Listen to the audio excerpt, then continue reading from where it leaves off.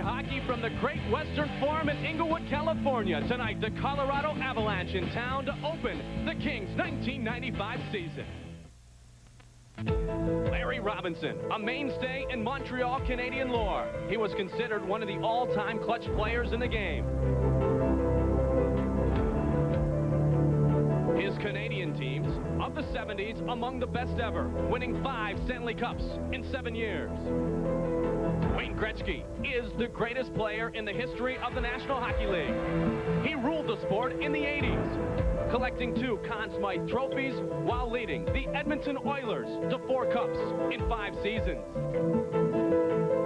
Last year, Larry Robinson drank from the cup again as an assistant in New Jersey. Tonight, he and the Great One unite as Kings and try to bring cup number 1 to Los Angeles.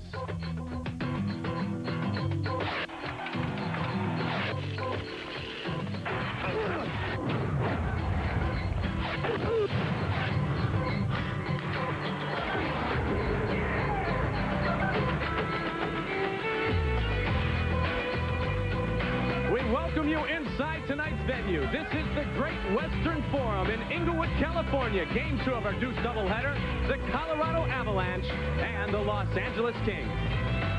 Hi again, everybody. I'm Mike Goldberg. We welcome you to tonight's telecast, Game 2 of our doubleheader. When you talk about the Los Angeles Kings, the first word that comes to mind, stability. New ownership is in place, and for the first time in a couple of seasons, the Kings can concentrate with their jobs on the ice and not all the distractions that have come away from the ice surface for Los Angeles the last couple of seasons. The Colorado Avalanche, on the other hand, a new home, a new division, a new star, but the same old story. This is basically the same team that was in Quebec 1 year ago, number 2 team in the National Hockey League. They did get ousted, though, in the first round of the playoffs. Joining me for another season, Brian Engblom. We look forward to a great year together, Brian. And, you know, you talk about the loss last night, potentially for the whole season, to Uwe Krupp, the defenseman of the Colorado Avalanche, and it makes you think of the power play, because one of the things that is really a focus right now for Colorado is their power play. If you talk to Mark Crawford, that's the one thing he's thinking about all the way along. They want a quarterback for that power play. They brought in John Slaney from Washington. Now, Slaney played for Crawford in junior. Slaney, things didn't work out for him very well in Washington, so they're hoping that he will step through the door and do it here. There's the other man, Claude Lemieux. He came over in the Wendell Clark trade, of course, and he is going to bring that leadership. Sometimes players don't want to hear what he has to say, but Claude Lemieux is going to do whatever he has to do. Well, the Los Angeles Kings, a couple of years ago, were in the Stanley Cup Finals. They have missed the playoffs the last 2 seasons. One of the big reasons they missed it 1 year ago is because they could not win at home in this building. Absolutely. They have to turn that around. They always start with a home record, a lot of games at home. They have to get it going at home. If they don't, they're always playing catch-up, and it just hasn't worked. They have to win division games as well, too. That's really been a curse for them the last couple of years. You have to beat those teams that are immediately above you and immediately below you, or you just don't make the playoffs. Well, we know Larry Robinson is the new head coach. One of the personnel changes, a trade with the Washington Capitals that brings a good scorer and Dmitry Kristich and a goaltender in Byron Defoe here to L.A. Absolutely. Only a couple of changes to this year's team, but Kristich is a regular 30-goal scorer. This will certainly help the Kings. He's going to play a lot with Wayne Gretzky. Who knows how many goals he might score there. Byron Defoe, especially with the fact that Kelly Rudy is hurt and can't play in this starting game, and perhaps not the next one either, has had a very good training camp. He's only got about 10 NHL games of experience, but they think he can do it. Well, one guy they think can do it again is Wayne Gretzky, number 99. This is a very pivotal year, a year in which Wayne Gretzky is looking forward to playing for new head coach Larry Robinson. You know, you guys got to play together a couple of years ago, and Larry was kidding with somebody this morning that the big difference now is that he gets to tell you what to do instead of you telling him what to do now that he's the coach instead of teammates. Huh? Well, you know, people say, how can you play with somebody you played with? And I think we were good friends when we played, and we respected each other as teammates, and when we played against each other, we respected each other. I think the big thing is that Larry knows me as a person that I respect authority. Larry's my coach, and what he wants me to do for his hockey club, that's what I'm going to do. And we're going to have no problems at all. I understand he's my boss, and that's the way it is. And there are going to be some changes. He said publicly that you and Yari will both see less ice time. Is that okay with you, Wayne? Is that maybe better to have Wayne Gretzky play more effective minutes, quality as opposed to quantity at this point in your career? Well, I think that the big thing is my minutes are not going to be drastically changed. I mean, we're not talking going from 25 minutes to 10 minutes a game. I think you're going to see in exhibition games I played approximately 19, 20 minutes a game, which maybe not too much less than I played in the past. So winning is what it's all about, and if we're winning, then I don't care what happens. Bottom line, though, is I still want to be in those situations that, you know, when we're down a goal in a minute left or up a goal in a minute left. Those are things that motivate me and make me go and drive me forward. And I think that we're going to have no problems, Larry and I, and whatever it takes to win, and that's what it's all about. How do you avoid this year all the questions, and I guess I'm going to be guilty of it right now, is this your last year? And does it bother you, the speculation and the speculation within yourself? Like I said, the people have been really nice to me in my career. I have no problem with people asking me. I guess how it's going to play out is going to be an open book. I've said it publicly. If I have a very bad year, if I have a poor year, it will be my last year. But I expect to have a good year, and then we'll see what happens at the end. I'm not saying that I'll come back after that, but I'm saying that I'm going to have a good year. How about the adage, though, you can't go out on, how can Wayne Gretzky go out on a bad year? That doesn't seem to bother you? No, I'm not going to go on a bad year. I'm going to have a good year. Is that great news for the Kings or what? Nobody in the history of the game has been better than that guy. Number 99 about to make his 1995 NHL debut for his new head coach, Larry Robinson, who will visit with his former teammate, my partner, Brian Engblom, when we return to Los Angeles.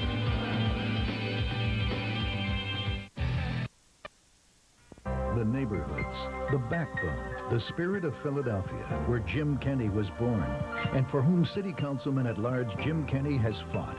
On the council, Kenney has fought to fund our local libraries. Kenney toughened the anti-graffiti and vandalism laws to protect the neighborhoods of the city he loves. And Kenney restored funding for alley lights to keep the criminals away. On Election Day, re-elect Jim Kenney, fighting for our neighborhoods, because Philadelphia's neighborhoods are his home. It's the Breakfast of Champions, Cartoon Network style. Carrot Top AM Mayhem. Weekdays 7 to 9, only on Cartoon Network. And stop by Franklin Mills Mall from October 6th through October 27th and receive a free special preview video of Carrot Top's AM Mayhem with $50 or more in purchases from mall merchants.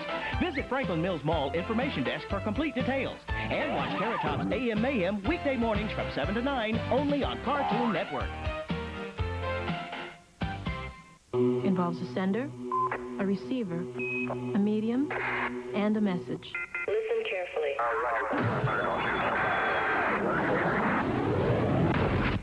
Did you hear that? Drops it in and the game is underway. Saved by Burnett. Great game, huh? Oh, yeah, but listen, I can't talk to you, okay, because I don't want to miss anything. Or did you hand me my soda, please? Yeah. It's the weapon to the ground for another great souvenir. That was my puck. That was my puck. Cool game, huh? Yeah, the coolest game on earth. No. No. Did you plan this?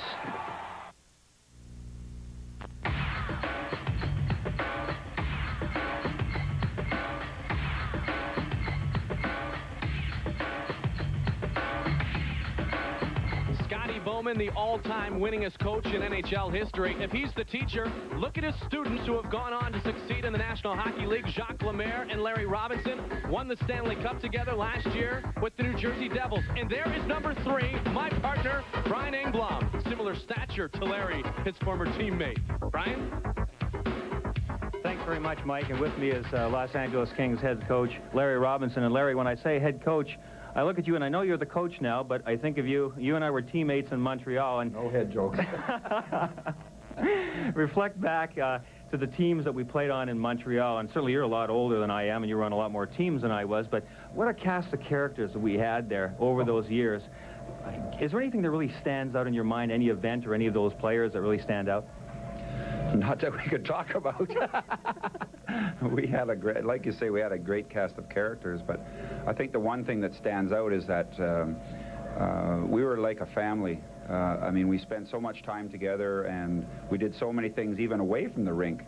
And I think to be successful, and unfortunately in today's game, I don't think that you really get time to do that kind of stuff because you're traveling and you're on, it seems like you're on the road more than you're at home.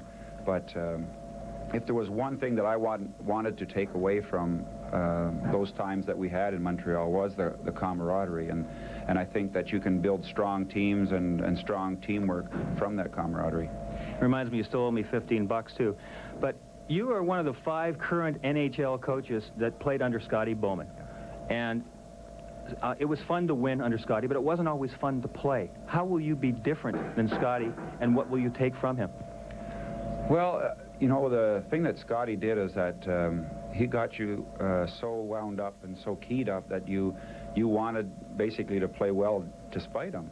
And I don't think that you can do that. I think times and circumstances have changed that, and I think even Scotty has changed quite a bit. But the thing that we all did when we got away from the game is that we respected Scotty for what he did for us. And I think that's probably one of the things that I'd like to get from all of this is the respect of the players, and I think you do that by winning their confidence, and basically really you hope that you can do it by winning some games, because that certainly builds confidence. You originally had a plan that you were going to maybe coach a year or so in the minors as a head coach, and then now all of a sudden you're head coach of the Los Angeles Kings. What changed? What happened? Well, same thing that happened when I became an assistant coach. I wasn't going to even get back into hockey, and the circumstances being what they were, it seemed like the right time and the right situation. And you know, after 2 very successful seasons in Jersey, I don't think the timing would have been any better than it was for me right now.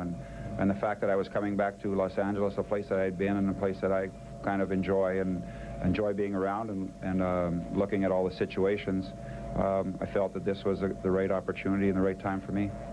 You know, there's a lot of coaches in the NHL that have sort of mentors. Barry Melrose used Anthony Robbins, that sort of thing. From what I know of you, I was thinking maybe Steve Martin might be yours. Would that be good?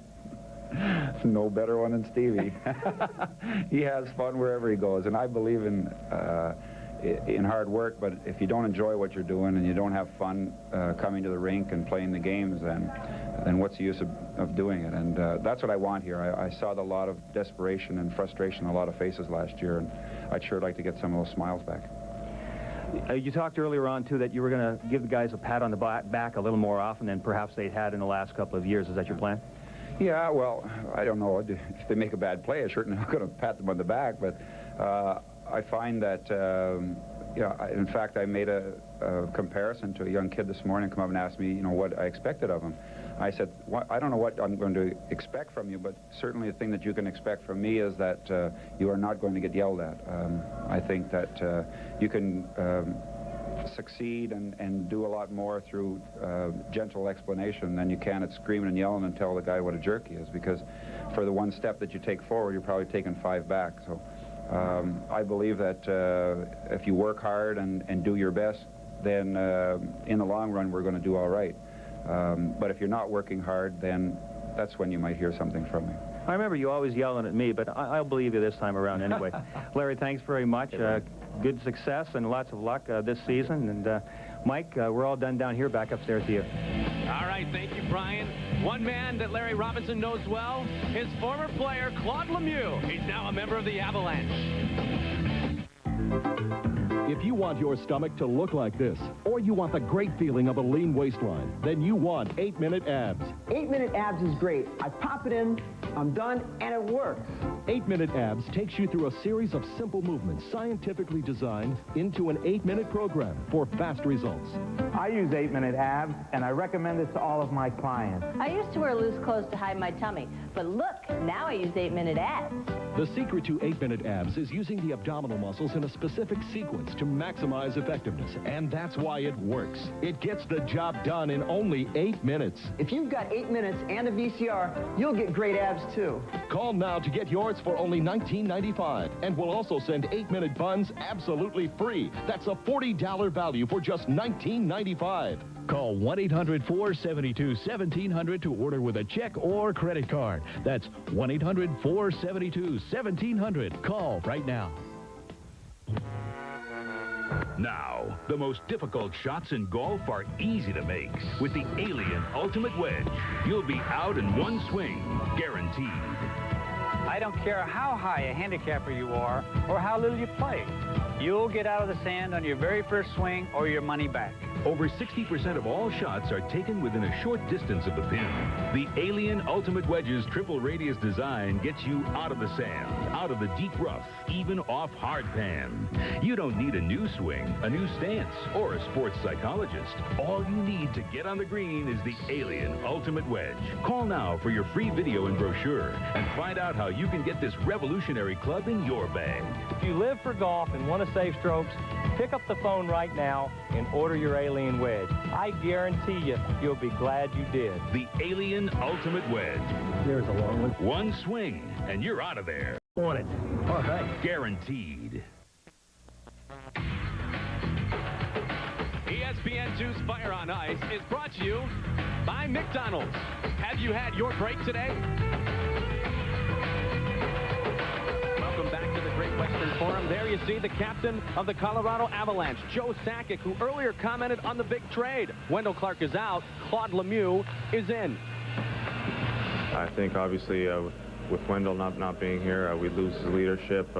Just a name, he's a presence on the ice, but I think we get that as well in Claude Lemieux. He's a guy that nobody likes to play against and everybody likes to play with, so it was something that had to be done. It got obvious that Wendell wasn't going to be here, so it was good to get Claude in here. He owns or shares 61 National Hockey League records. The game's greatest scorer of all time. 814 goals, 2,506 points. Beginning his 8th season, the captain, number 99, Wayne Gretzky. That was just a moment ago. He is simply the best there ever was. Tonight he will try to score against the Colorado Avalanche starter for the second straight night, number 35, Stephane Fiset. Some people say that Colorado doesn't have the goaltending they need to go all the way. Colorado Avalanche think they have exactly the right guy. Stephane Fiset got off to a great start last night. Byron Dafoe is at the other end of the ice, and he's kind of unexpected to see in the pipes for a lot of people. Kelly Rudy is injured. Byron Dafoe came here in a trade with Kristich. He's only played about 10 games in the NHL, in regular season, 3 in the playoffs, but he thinks he's ready to go. This is his big chance. Now, a lot of pressure early on in this NHL season on the officials. Rob Schick, the referee, Shane Heyer, and Jay Scherer's the linesman for tonight's first full day of action in the National Hockey League, and it has been a busy one. We welcome you to Game 2 of our Deuce doubleheader. Mike Goldberg and Brian Engblom from the Great Western Forum in Inglewood, California. The Los Angeles Kings set to take on the Colorado Avalanche. 3-2 winners last night in their home debut against the Detroit Red Wings. Played by Kevin Todd in his own end. And Segurav gets it over to O'Donnell, the rookie. Decision to Kovalenko. Mike Ricci dumps it in on the backhand. Played by Dafoe easily. Segurav back up the near board. Todd breaks past the point man. He works down the far side. Has a streaking Pat Conacher. Conacher shoots.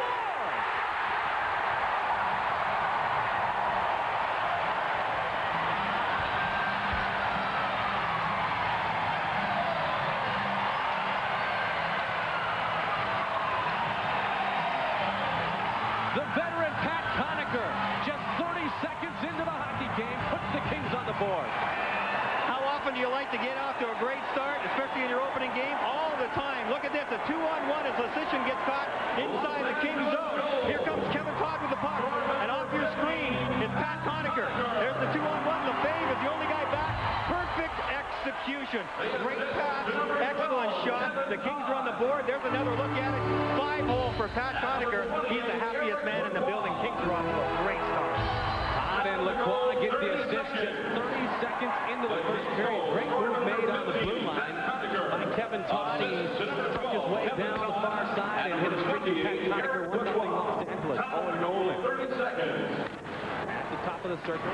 Throws it towards Byron Dafoe. Pad save. Peter Forsberg back towards the point. Shot knocked down in front. Now bounces its way into the neutral zone. Advance back into the Kings' end. Berg, the the rookie, and an offside called on the Colorado Avalanche. Their coach is Mark Crawford, and he was the coach of the year last season. This is his second year, and he's got a lot of things he wants to achieve after such a great season 1 year ago. He sure does. He can't be a very happy man right now with the start they've had. They got off to a kind of a sloppy start in game 1 as well, but they came back very nicely. On the other side is Larry Robinson, Hall of Famer as a player, and he's starting off this season as a head coach. He gets a tremendous amount of respect naturally from his players. First time behind the bench as a head coach. He's looking forward to the season. 6 Stanley Cups with the Montreal Canadiens, and 1 last year as an assistant with the Devils. Like for the youngster number 43 in the white, Vitaly Yachmenev. He is on a line with Wayne Gretzky and Dmitry Kristich. Kristich over in the offseason from the Capitals. They try to advance the puck to Kristich, and Troy Murray, the free agent from Pittsburgh, now a member of the Avalanche, gets in front of it. Gretzky tries to dump in. Played out to Scott Young. Young was a holdout. He has not practiced with the Colorado Avalanche. He dumps it in. Warren Reichel, over from Toronto, in on the forecheck. Sorley, the mainstay, tries to advance to Gretzky. Young is there. Slipped into the corner. Joe Sakic moving in front of the net. Backhand goes just wide. Now Steve throws it towards the net. Warren Reichel. Back to Joe Sakic. Confusion behind the net. And Sakic working it very well. Checked on the play by Kristich. Look at that puck control by Joe Sakic. Unbelievable. Look at him protect that puck and get a score chance there for Colorado. Just missing the net with Warren Reichel, Brian. Just wide of Byron Defoe's pass. People like to say, why don't you just hit the guy when he's doing that? What do you think they're trying to do out there? You have to contain him. And if you try and hit him and he rolls off it, then he's going to walk out in front on his own. Look at Sakic work still. Great forecheck. Great shift by the Avalanche. One of the best in the league. This guy can really control the puck and really pass it around. You've seen what Joe Sakic can do. And see what happens when that continues to be the case. Holding the stick, the call by Rob Schick. You keep the puck in your opponent's end, and now you have your first power play of the night. Well, Sakic's the one who's going to go to the penalty bench. He was holding his stick. He got a little too carried away. He's trying to control it. He'll just grab a hold. It looks like it's Darryl Sidora's stick. Yeah, there it is right there. Well, I don't know about that call. I guess he kind of got the hammer lock on him there, but nonetheless, doesn't matter what I think. Sakic's in the penalty box, and the Kings will have a chance to build on that 1-0 lead. Holding the stick at 2:29. The call on the captain of the Colorado Avalanche, Joe Sakic from Burnaby, British Columbia, in his 8th season. Mark Crawford's team was very good last night on the penalty kill. The Detroit Red Wings just 1 for 10 with the man advantage. 3-2 victory, as I mentioned earlier, to start the season. 1995 in the National Hockey League. The game you saw on ESPN, played from McNichols Arena in Denver. I was there. It was a great game. Colorado got off to a little bit of a shaky start, but what a tremendous comeback in the second and third periods they had, and they're going to have to recover a little bit after this early lead by the Kings here on Conacher's goal. And icing and a stoppage in play. The power play just underway, and we'd like to remind you 2 great nights of hockey coming your way on the Deuce next week on Wednesday at 7:30. The new Whaler, Brendan Shanahan, and Hartford take on Paul Correa and the Mighty Ducks of Anaheim. Both teams look to show they must be taken seriously this season. Then on Thursday, we're right back here at the Forum. Gretzky and the Kings face off against Bure, Mo Gilney, and the rest of the Vancouver Canucks. That's Thursday at 10:30. Face off to the side of Byron Defoe. Robert Long wins the draw, gets it to Yari Murray. Murray on the ice with John Drew. Bringing up the puck is Rob Blake, gets it across the Long. He gets it to Drews now, top of the circle. Drews working in, pass save made by Facette. 3 white jerseys on, 2 red jerseys behind. The flip around almost thrown in by Drews. Berg, the top draft pick, on the point with Rob Blake. Blake throws it around.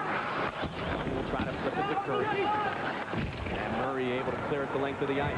I'll tell you what, that first goal, that early goal by the Kings did for them. It settled them down. When it's your home opener, you're all pumped up, and if things go bad early on, then you're stumbling for a long time. You can see they've settled down already. The confidence is starting to flow. Maybe this power play can help them increase that lead. Gretzky now on the power play unit with Dmitry Kristich and number 43, Vitaly Yachmenev. Right behind by Dennis Segura. Good forecheck applied. Kristich back to help. Gets it to Gretzky. Gets it into the neutral zone to Yachmenev. Decision giving chase for Colorado. Ricci is back to help. Puts it around the far boards. Kept in at the point. Played by Christian in the corner. Yachmenev trying to feed a streaking Denis Segurev. Broken up nicely by John Clem. Still pressure behind the net. Gretzky in his favorite spot. Gets it to the youngster. He shoots his goal! With an assist to Wayne Gretzky. Vitaly Yachmenev, his first NHL goal.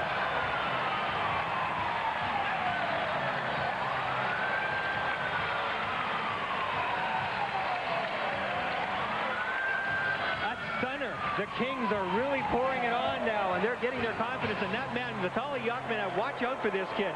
Played in the OHL the last couple of years. Great hands, and watch these hands work. He just loves playing with Wayne Gretzky. Who wouldn't? Gretzky will set up behind the net, and watch Yachmenev get set up. Nobody near him. He gets it, moves it one step to his left, and fills the top corner. That's great instinct. That's great shooting. The Kings are up 2-0. A power play goal at 4:15 of the first period. Yachmenev, his first as an NHL player. With the assist to Wayne Gretzky, his first point of the year. It is 2-0 Los Angeles. Also given assist on the play to Dmitry Kristich. Here's Lockett. And a whistle behind the play as Granato tangled up, and we'll have a penalty. We'll get it sorted out when we return. Yachmenev with the power play goal. 5 minutes old, and the Kings lead 2-0. We're going to have a pumping workout today. Let's get to our chair and go. And back and up. Imagine an exercise this easy to do that actually does you some good. And feel the burn. And back and up. And back and up. Introducing the SoloFlex Rocket. It gives you both an aerobic workout and builds muscle for permanent fat loss. And you can own it for less than you'd imagine. Call now for a free brochure and video.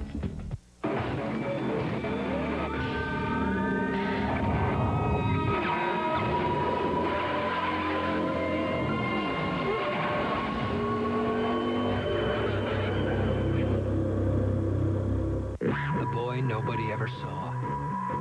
The boy who never missed a class, but was always absent. You never knew what he thought or where he lived. That boy, he's right up there. Reese Davis in our Bristol studios. Sabres and Ottawa. Check out Gary Galley firing, and Brad May on the redirect, and Buffalo has a 2-1 lead. Back to Mike in L.A.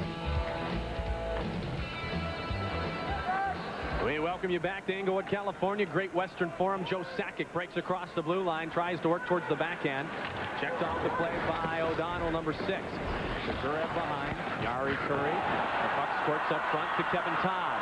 Todd streaks down the far side. Claude Lemieux back for Colorado. Todd still controls. Gets it back to O'Donnell.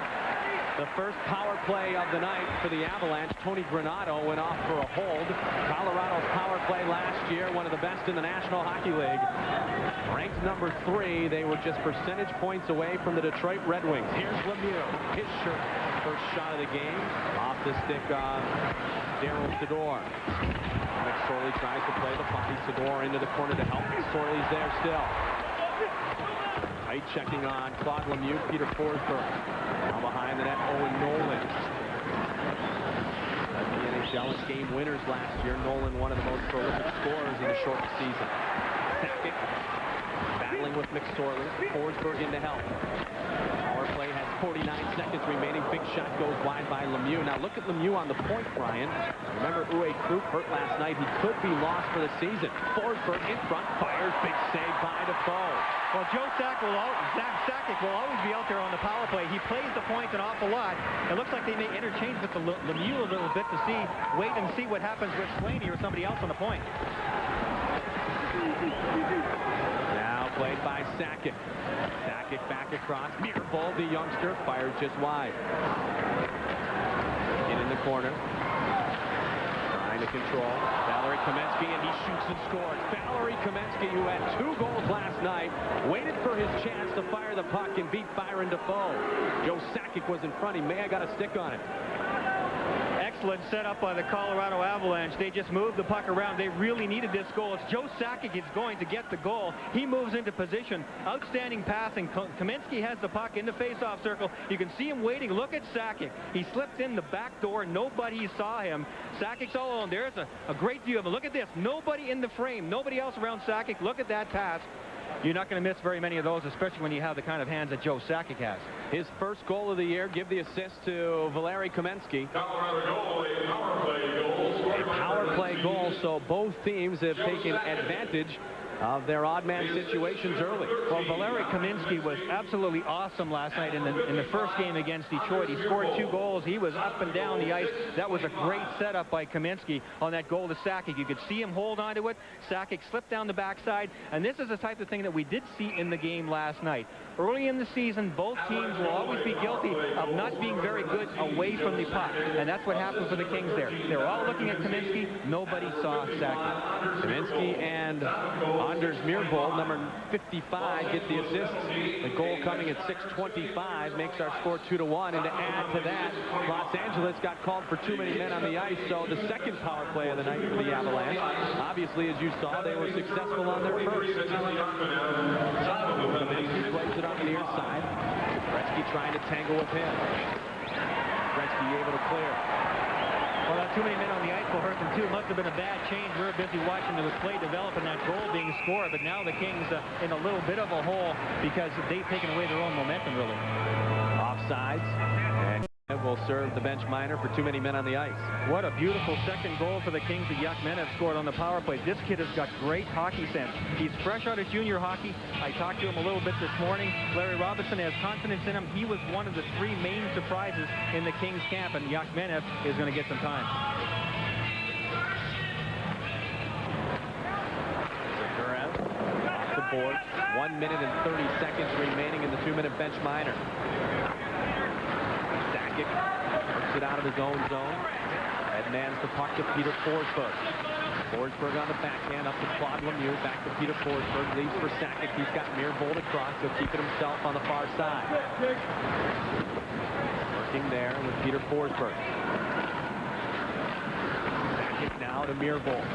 The youngsters getting their power play time, Ryan. They sure are. Myhrvold is one of the guys, along with Slaney, who they're hoping to fit in as a power play specialist on the point, as we talked about earlier in the show. But Sakic is out there on the point. He has got world-class playmaking talent. He's got a big shot as well. And Myhrvold and probably Slaney, there's Slaney right now. They'll split the duties back there as well. Good back check by Kevin Todd as the puck is not advanced by the Colorado Avalanche. Now 39 seconds left. And with time to clear is Jari Kurri. There's John Slaney, the man you spoke of a moment ago. Up ahead to Troy Murray. Murray's cross-ice pass taken by Warren Reichel. He'll dump it to the side of Byron Defoe and out of play, and we'll check in with Rhys Davis. In the Shark Tank, actually, is this Sabres and Senators? Thought we were headed for. We are. That's it. That's Sandus Ozilek beating Eddie Belfort's 1-0 Sharks. Back to you in L.A. Our score 2-1. Early goal scored by the Los Angeles Kings, Pat Conacher, and then the rookie Vitaly Yachmenev on the power play with an assist to Wayne Gretzky. And then just a little after 2 minutes from there, Joe Sakic made it 2-1. Got a quick look at Troy Murray, free agent acquisition of the Colorado Avalanche. LeFay plays behind. 10 seconds now remaining in the bench minor. Slaney headmans it to Mike Ricci. Tries the centering pass. Defoe gets a stick on it. Cleared but not out. Watch out for Pat Conacher. He's got great wheels. Conacher leaves the backhand pass and Ricci clears. We're at 5 apiece skating. That last play that Pat Conacher made there, that's not the type of play that Larry Robinson's going to want. When you're on the attack, you don't throw it back towards the blue line and give it an easy turnover. If there's nobody there for your team, get it deep. I think Pat Conacher knows that. He was shaking his head after he did it, but it was too late. Kevin Todd now working behind. Stefan Facet. Centering pass taken by Adam Deadmarsh. Colorado advances over the red line with Adam Deadmarsh, number 18. Streaks to the outside, works to the backhand. Pad save made. Good save by Byron Defoe. A strong move to the outside by Adam Deadmarsh. Adam Deadmarsh can really play. This guy's a hard-nosed kid. He really took it to the net. A turnover inside, and Defoe comes up again. The save on Peter Forsberg.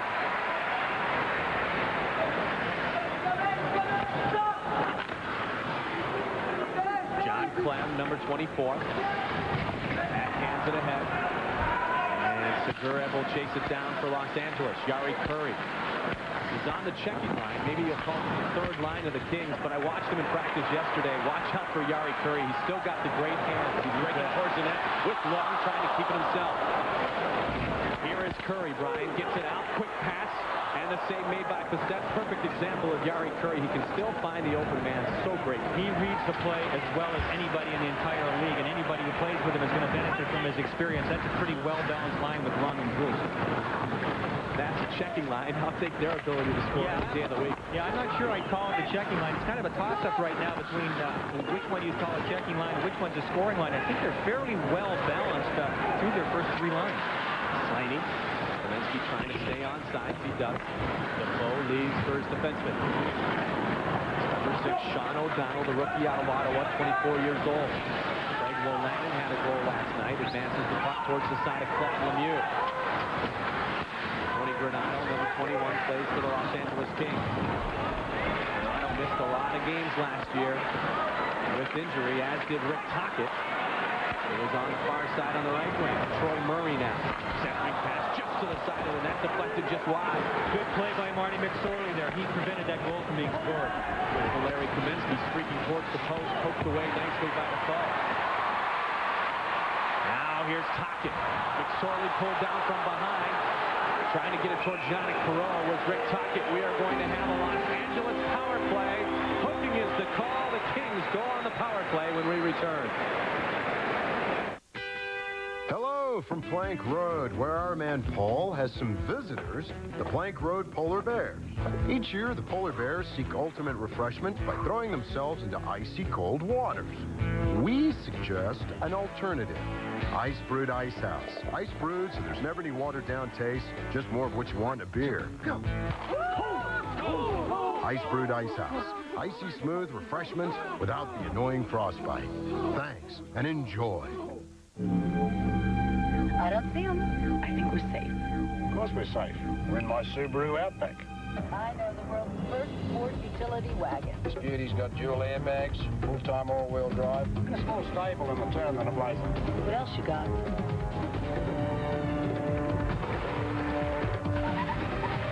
Better braking than an Explorer. That's my Subaru Outback, the world's first sport utility wagon. Marty McSorley is so good at flying out of the hole, the slot in his end, and joining the rush. Look at the top of the screen here. He's the second man. You can see half up. Watch the hook on him. He'll make it look real good. That's a real nice dive, Marty, but it works real well. Kaminsky's in the penalty box for hooking. Gretzky on the power play unit with Kristich and Yachmenev. Aki Berg, the top pick, and Rob Blake at the blue line. Here's Yachmenev. Gets it over to Gretzky. One-timer by Blake. Pad save. Facette rebound. Facette is there again. Sylvain Lefebvre up to Scott Young. Young fires side of the net. Now Ricci tries to advance back in. Blake will reset with Gretzky. Gretzky up ahead to Kristich. Left for the great one. Cross-ice pass to Aki Berg. Good move at the blue line. Berg now looks for help. Gets it back to Rob Blake. In the corner, Dmitry Kristich. Now Aki Berg just fires at Kristich. Redirects. Gretzky working to the backhand. In front, Yachmenev. Great move and a good save by Facette. Oh, what a great move that was. Is right, and even a better save by Facette. That was outstanding. Wayne Gretzky out there on the power play, and certainly that's their usual plays for him. If he gets a guy like Yachmenev going and Dmitry Kristich, you will see his game absolutely surge ahead. Everybody, of course, looks on the score sheet at the end of the night. How well did Wayne Gretzky play? Nobody has pressure like that except maybe Mario Lemieux. If Yachmenev and Kristich can get going, look out for this guy again. Now, speaking of Wayne Gretzky, let's take a look at our Miller Lite League leaders, active goal scorers, two of them on the same team here tonight. Wayne Gretzky and Jari Kurri, our Miller Lite League leaders. Gretzky with 814 career goals. He's added to his point total with an assist tonight. Granato with Yannick Perreault. Granato, the quick shot, and a glove save by Stéphane Facette. The Kings really are confident right now. They've got this power play working very nicely. Guys are moving to the holes, and Colorado is standing around a little bit, and they're allowing those holes to be too large. Granato just moved into the middle there. A quick pass and a quick shot. Colorado's going to have to move to those guys in the scoring areas a little bit quicker. They're feeling their way around too much. The Kings are not feeling their way around. They've got their legs, they've got their timing, and they're just moving the puck. 58 seconds remaining in the power play. Perreault to take the draw against number 47, Claude Lapointe. Lapointe wins, gets it back to Sylvain Lefebvre. He clears it the length of the ice surface. Tony Granato missed 15 games last year with a broken foot, and Rick Tocchet missed 12 games with back problems. They're both on the ice now, and that is a bonus for Larry Robinson's team. I'll say. This Seguret across to Marty McSorley. 33 seconds remaining in the minor penalty. Perreault leaves for Tocchet. Tocchet, the former Flyer and Penguin, passes it to the side, and McSorley will play. Dumps back in behind the net. Tony Granato working John Clem. Troy Murray there to help. He backhands it and clears it one more time. Well, Troy Murray is a very experienced player. He'll help them in killing penalties and with leadership as well. He got that one down the ice, and Colorado trying to regain themselves here still in their penalty-killing unit. 5 seconds remaining in the minor penalty to Valerie Kamensky. Sean O'Donnell plays for Los Angeles. Darryl Sador, head man, too far for Kevin Todd. Watch out for Pat Conacher. Through the neutral zone, played by Sean O'Donnell. Pitter-patter with Eric Lacroix. Offside, Colorado will take a break with 6:39 remaining in the first, and the Kings leading 2-1. The neighborhoods, the backbone, the spirit of Philadelphia, where Jim Kenney was born, and for whom City Councilman at Large Jim Kenney has fought. On the council, Kenney has fought to fund our local libraries. Kenney toughened the anti-graffiti and vandalism laws to protect the neighborhoods of the city he loves. And Kenney restored funding for alley lights to keep the criminals away. On Election Day, re-elect Jim Kenney, fighting for our neighborhoods, because Philadelphia's neighborhoods are his home. Nobody can match our deals, and we mean nobody. We're at Doran Auto on Route 73 in Palmyra. We have the latest model pre-owned cars with the best service for as low as $199 down. Doran is a full-service dealership. We guarantee state inspection and provide up to a 3-year warranty. Our easy payment plans fit any budget. Bad credit? No problem. We'll arrange financing with an established lending institution. If you have a job, you'll get credit. Nobody can match our deals, and we mean nobody. At Doran Auto, 209 Route 73 in Palmyra. Davis in our Bristol studios, back in the Shark Tank. Check out the Blackhawks. Eric Daze right in front of the net. Look what I found. Pops it home and tied at 1. Back to Mike in L.A. Kings with 9 shots on goal. Colorado with 7. 2-1 our score. 6:37 remaining in the first period of play. Mike Goldberg, Brian Engblom. Game 2 of your Deuce doubleheader. What a start of the season and a return to the NHL for Mario Lemieux and the Pittsburgh Penguins. John Druce chases up the near side on John Clem. Joe Sakic now plays for the Avalanche. Sakic waiting for help, gets it ahead to Valeri Kamensky. Watch out for Claude Lemieux. Scramble in front and cleared ahead by the Kings. Joe Sakic, such great hands, waited for help and slipped a nice easy pass up ahead. Now Robert Lung with one hand tried to get it to Curry. Puck bounces through the neutral zone. Good defensive play by Joe Sakic there. He saw that Jari Curry was standing in a very in an area where he certainly could score a goal, and he made the check just at the last minute and got the puck out of the zone. John Slaney, number 27, chasing it down for Colorado. Slaney came into camp. At times they said try to do a bit too much. Owen Nolan, high shot over the head of Byron Defoe. They have a lot of promise in John Slaney, who played juniors with Crawford. Now here's Gretzky with a streaking Yachmenev. He almost gets it to him. Owen Nolan on the back check. Gretzky picks it back up for Los Angeles. Gretzky very disciplined this offseason. Skated for the first time in what he can remember his career. He usually took the season off, at least the summer, but he skated a lot this year because of the shortened amount of games he played 1 year ago. First shot goes just wide. And Wayne Gretzky always works out hard off the ice, but he normally doesn't skate much, you're right. Forsberg now, leaves for Nolan. Nolan shoots. What a save by Defoe. Rebound. Watch out, Defoe again. The shot was wide by Reichel. Byron Defoe looks sharp. He made some good saves there. He recovered his position very well. And Colorado, even though they tried to come back on a rebound, there was nothing there. Now Tocchet with Kovalenko. Kept in by Christian. Across to Daryl Sador. Sador's shot knocked down in front by Sylvain Lefebvre. Adam Deadmarsh clears it but not out. Lefebvre circle. Colorado tries to advance. Sador will chase down for Los Angeles.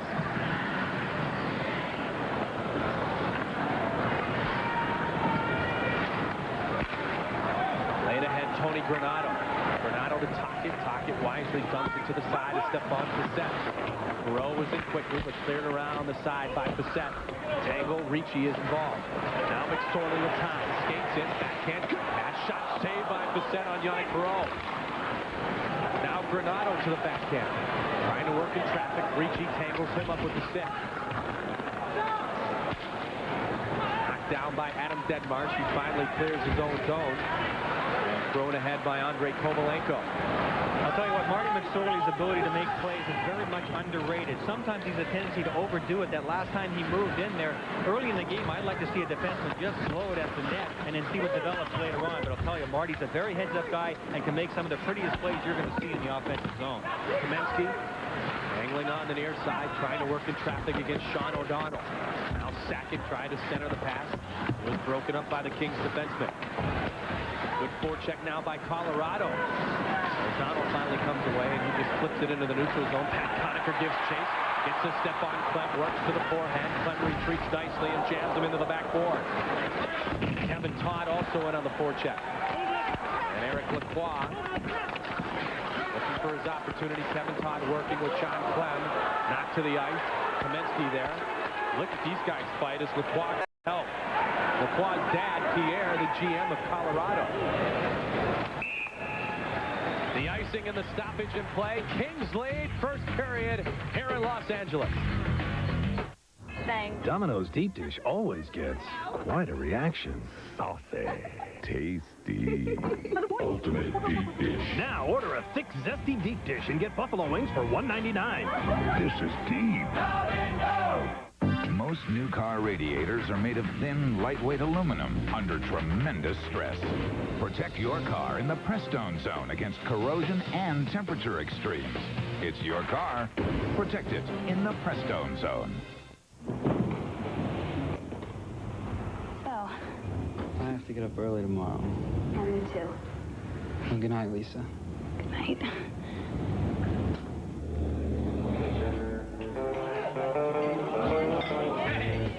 Miller Lite Ice. For the taste that goes all out when you're out. I would have been here earlier, but I had to drop off. Lisa? Miller Lite Ice. The night is young. Larry Robinson on the bench for the Los Angeles Kings. He's at it, and he's going to be like that all season. I think it's safe to say that Larry is prepared for the worst in the first couple of weeks, at least, of the season. He is kind of reteaching this team how he wants them to play. That takes time. Sometimes they're going to get caught probably thinking too much, but it sure doesn't show here tonight, Sobadar. He dumps it into the near side, Sylvain Lefebvre. Check it out. Yachmenev in with Christian. Christian tangling with Troy Murray. Now Gretzky behind the net.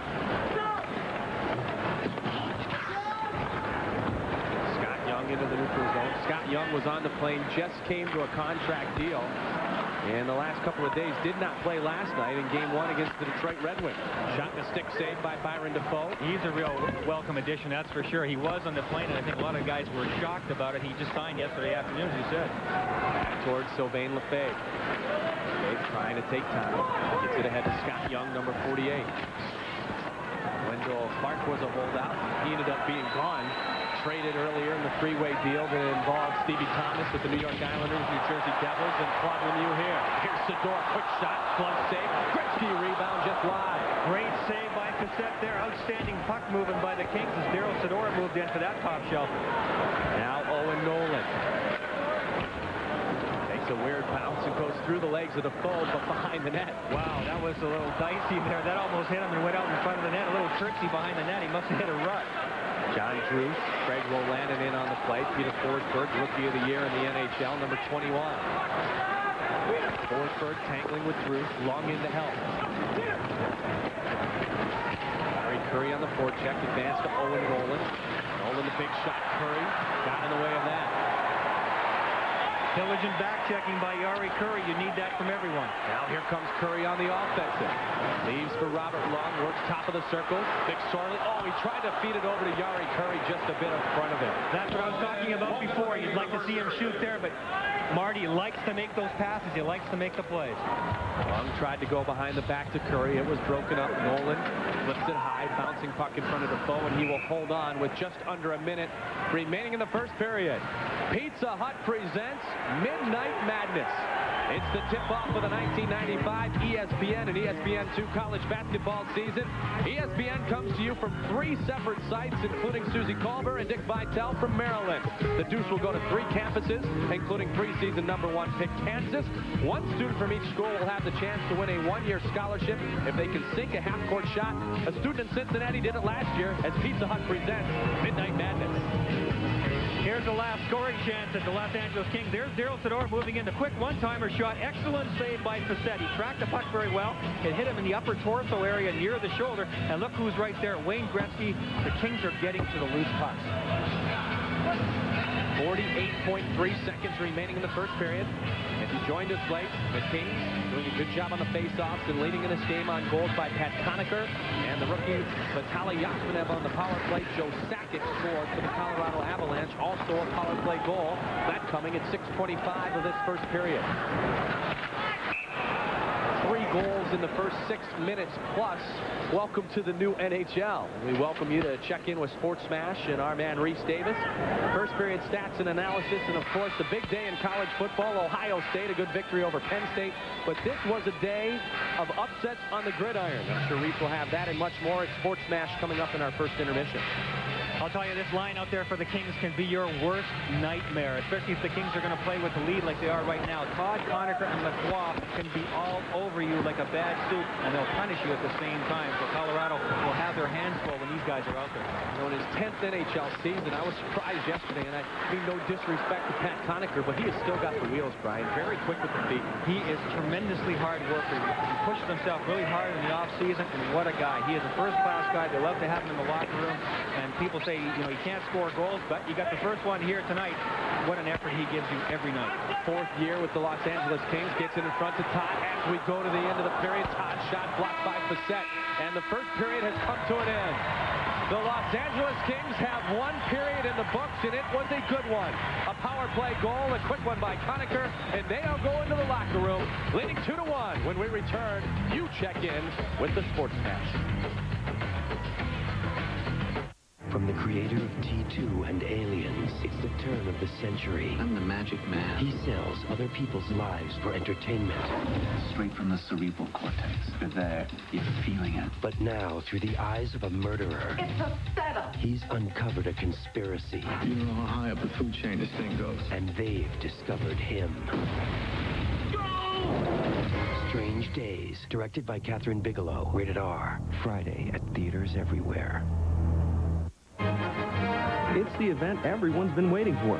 The Tony the Tiger Sweepstakes. Just call Tony at 1-800-779-TONY from a touch-tone phone and punch in the UPC number from a box of Kellogg's Frosted Flakes. You could win the grand prize trip for 4 to the Australian Outback or one of 10 first prize trips to the San Diego Zoo. Every 500th caller gets a free Tony the Tiger watch. So call Tony today. It's easy to enter. I won! Oh, and thousands will win. He doesn't know it, but I found this under his pillow. I flipped through these great pages on sports, fitness, adventure. Now I know where all the excitement in our life comes from. Men's Journal. He really cares about living life better. Men's Journal covers everything better, from the best in mountain bikes to fishing in Alaska, from rafting down the Colorado to building a better body. It tells him how to get started, where to go, and what to do when he gets there. Men's Journal shows him where to find the best of everything. And every issue tells him how to look better, be healthier, and build endurance. From toning up his abs to tuning up our sex life. Men's Journal tells you everything about living life better. Hey. Start doing it better. Subscribe now to Men's Journal for only $11.97 and get this 200-page equipment guide absolutely free. Call 1-800-936-6100. That's 1-800-936-6100. Heading to Memphis, Route 64. Drove all night, but real sore. Call your old lady and give her the news. You just got the mother of all tattoos. Call 1-800-COLLECT from any phone.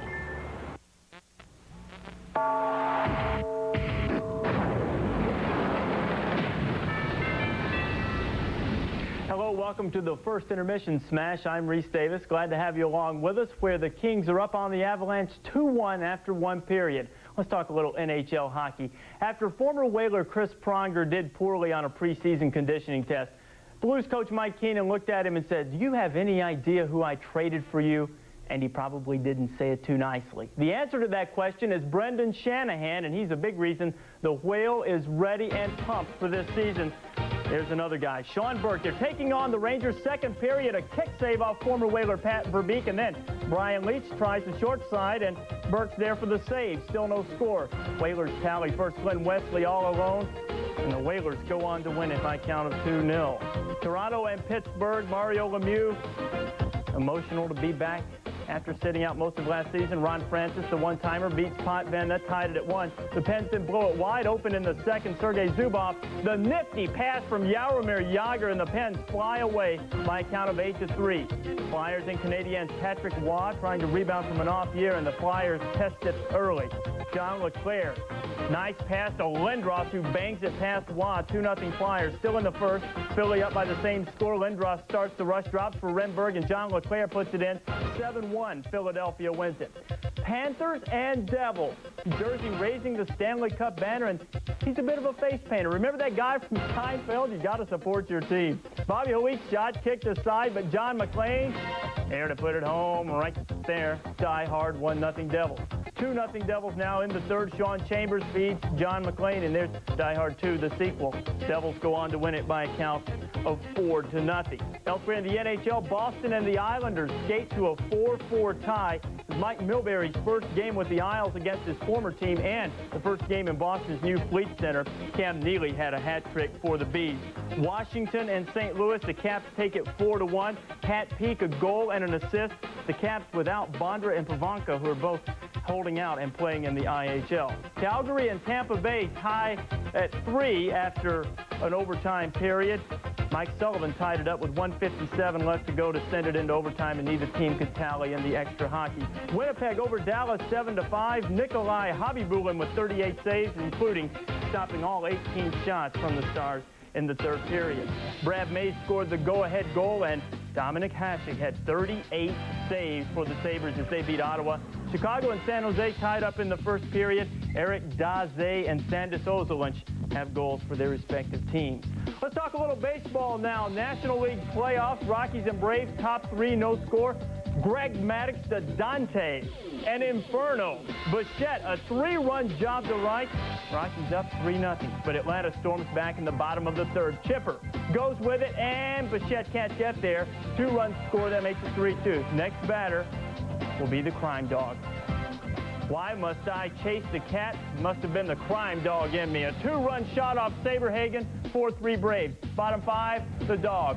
Bow, wow, wow, yippee-yo, yippee-yay. A solo job this time. Braves go on to win it 10-4. McGriff had 5 RBIs, and they win the series 3-1.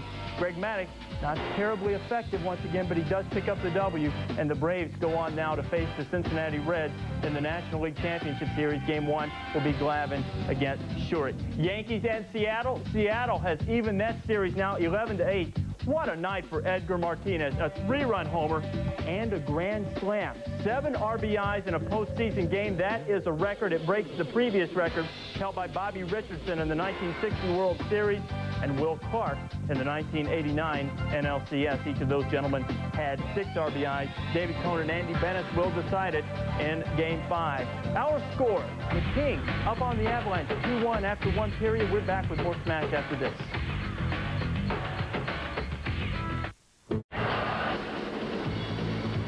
First meeting inning between these two teams in 641 days. The Kings lead after one, 2-1. Wayne Gretzky, number 99, we spoke with him yesterday. He commented about many things, including what he believes is his greatest asset. You look at some of the players, their speed they have, the size they have, their power, their shots. I just never really had that package that guys like Lemieux and Lindros and Fedorov and Messi, I never really had that package that those guys have all seemed to have. I had to make up for it in my mental toughness. Mentally, I've stayed focused and I've stayed strong in that I was ready for each game. I mean, I'm not sitting here telling you that I've played every game in my life has been good. I've played a lot of stinkers, but it hasn't been from my mental approach because mentally I've been strong every night, and I think that's what's carried me more than anything in my career. More than anyone else. Well, a fine first 20 minutes for number 99, Wayne Gretzky. Got an assist on the power play, had a couple of wonderful opportunities. His team comes back into the second period with a 2-1 lead. Hockey. You've got one last chance. The very last Faulkner Automotive Armory sale of the year. 3 days only. This Monday, Tuesday, and Wednesday, with fresh inventories arriving daily. Save thousands. As Faulkner liquidates $5 million of excess used car and truck inventory. Looking to spend $2,000 or $20,000? It's here. One location only. The National Guard Armory in Northeast Philadelphia. The Faulkner Automotive Used Car and Truck Armory Sale. Don't miss it. Sunday Night NFL on TNT looks at the linebacker, plays defense, roguishly independent, loves to hit people, feeds off intimidation, brute force, relentless pursuits. So what do you think happens when he has to wait till Sunday night to play? Yeah, there's something about Sunday night football. Sunday Night NFL on TNT. Brought to you locally by O'Neill Buick. For your best Buick deal, come see O'Neill. And by the Aquatic and Fitness Center at Pennypack. Aquatic physical therapy and exercise for the Philadelphia...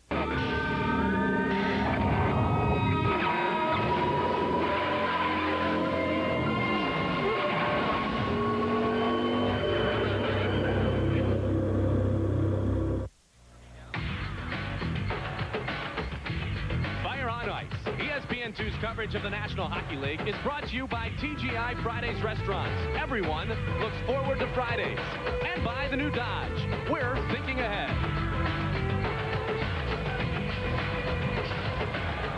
Just about set to start the second period here from the Great Western Forum in Inglewood, California. Kings leading 2-1. Check out some of the highlights from the first period.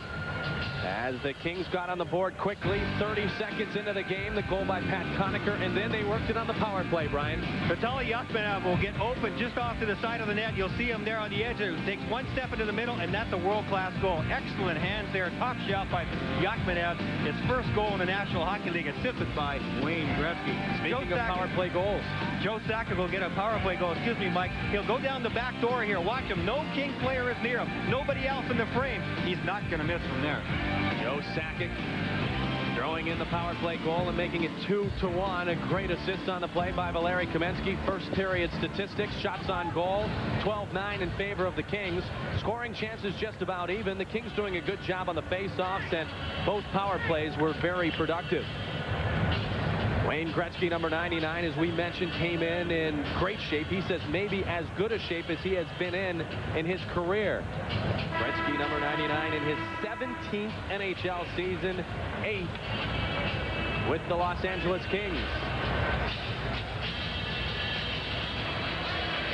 Wayne Gretzky has seen his points decline, though, last year, arguably not a good one for Wayne Gretzky, and he has admitted that. Look at the numbers with the Oilers, 2.4 points per game, and with the Kings in the first couple of years, he was near that 2 points a game again.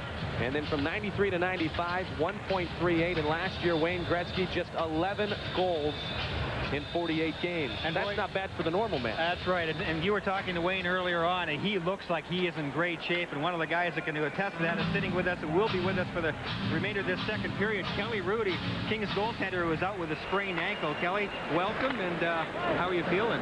Well, I'm coming around, Brian. Thank you. I was pretty depressed with the injury 2-3 weeks ago, but in the last week, it's really made a lot of progress, and you can see the light at the end of the tunnel. This is exciting. I have to say that. Perot across to Tony Granato. Granato works it in the offensive zone. The blocker save made by Facette. Here's Perot and Rick Tocchet now play.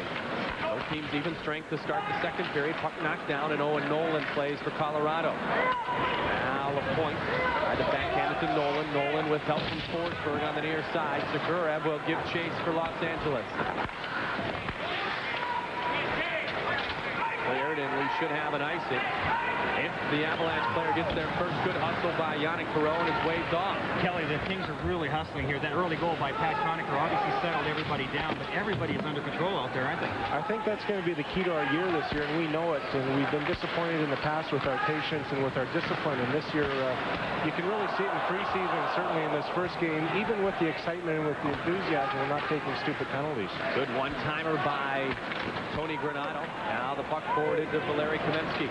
Kamensky working to the outside of play in front of Byron Defoe, and he makes the stick save. That Kamensky is nothing but a pure goal scorer. Oh, and he got great wheels. So he scored some beautiful goals last night, and you saw the surge, the turn-on of the extra adrenaline speed as he came in off the wing there. Good challenge there by Defoe, too. He's terrific. Byron had no other choice, and it was a great choice.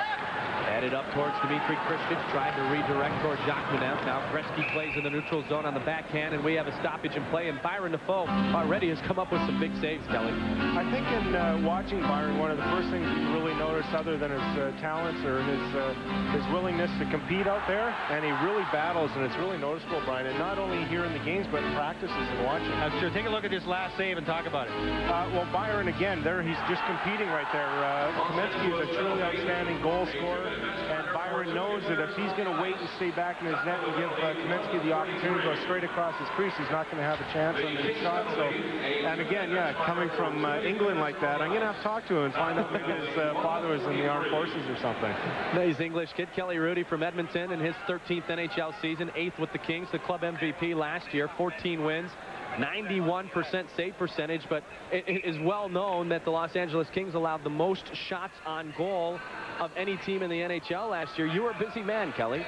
Well, we were in disarray, as Brian can attest to. He was around all last year, games and practices. And as a matter of fact, getting back a couple points when we were talking about Wayne Gretzky at the start of the period, and people saying, well, his worst year and so on, and the points weren't there. But everybody has to understand the turmoil that we're under as a franchise. And Wayne carries the weight of the world on his shoulders. That's right. He's carrying the league for 15 years, so it was a tough position for him. Well, the Kings here are short-handed. They were called for too many men on the ice. I saw 6 guys out there, but I thought the linesmen and the referees had missed it. Apparently not, so the Kings killing off a penalty here for too many men. This will be the third power play opportunity of the night for the Avalanche. They have been successful on one occasion. Cross to Sakic. He tries to redirect in front of Jari Kurri. Puck towards Free, and Kurri clears. Kevin Todd giving chase on Peter Forsberg behind Stefan Passett. Now Sakic. Sakic sends it around. Tried to play by Todd, gets it out to Kurri. Kurri with the backhand, played at the red line by Sakic. 1 minute and 10 seconds remaining in the bench minor.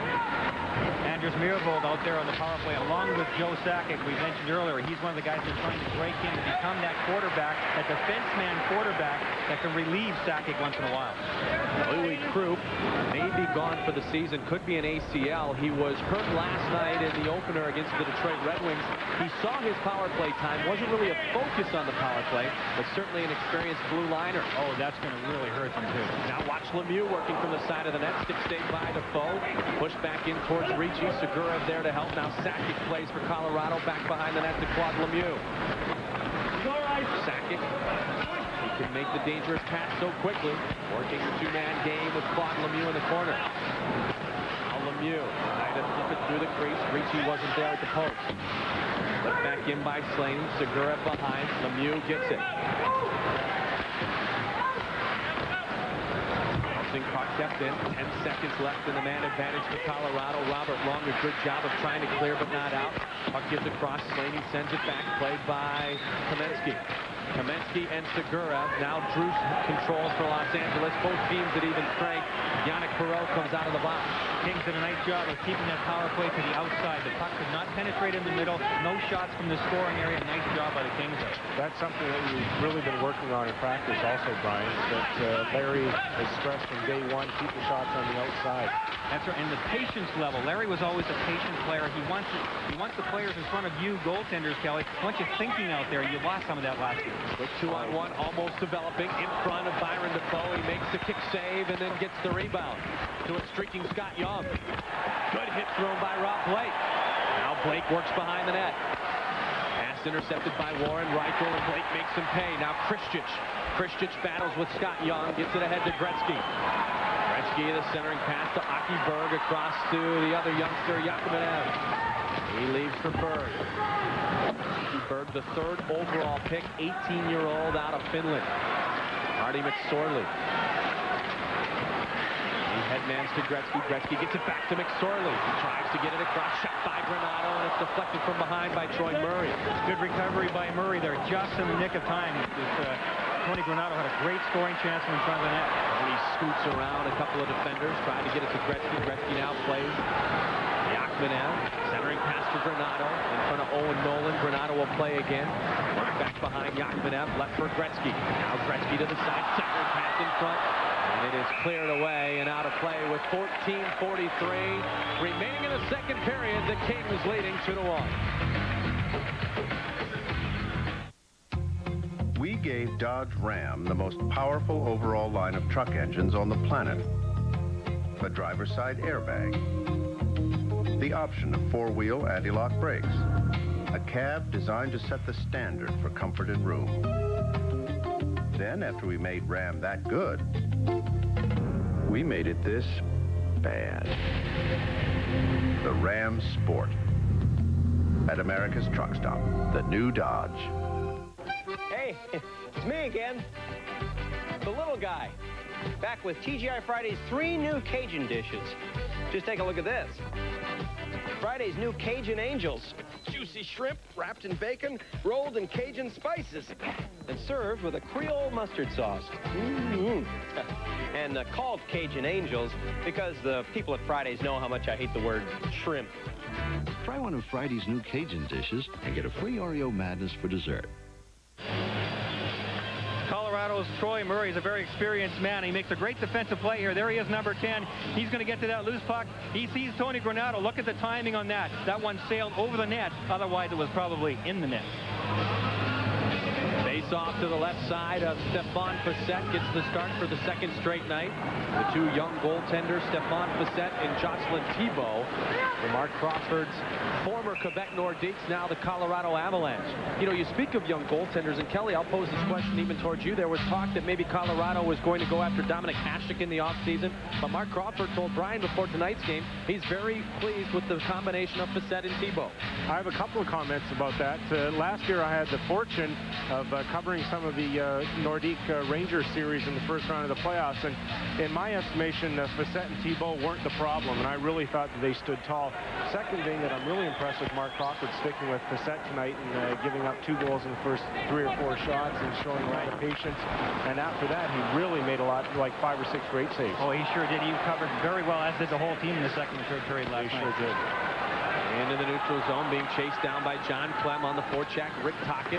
Tocchet was very disciplined with his off-season training, coming back from that back injury. And he, and we mentioned it earlier, Tony Granato, such important parts of your attack this year, Kelly. Yeah, I think that Tony, and watching him and observing during training camp, that he's really excited with the changes that have happened. And you can really see that he feels he's going to be a bigger part of the organization and part of the team, and he really has a lot of enthusiasm this year. Puck knocked down in front. Byron Defoe.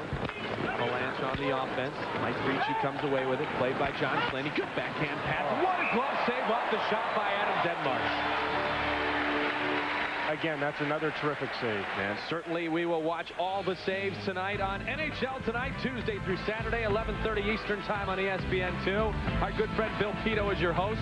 He'll also bring you interviews with the game's biggest stars, plus special features on this great game of hockey, the coolest game on earth, and it comes your way tonight after our game. Kelly, Byron Defoe is really sharp here tonight. Here's another good scoring chance for Colorado. He's exceptionally sharp, and what you like about this is in going over with our new goaltender, Don Edwards, goaltending consultant, Don Edwards, he's stressing that same sort of position, but coming out, which Byron did there and took away the angle from the Avalanche player. I want to say the Nordique player. Yeah, I know. That's right. Trust me, we're going through the same thing. Yeah, we all do.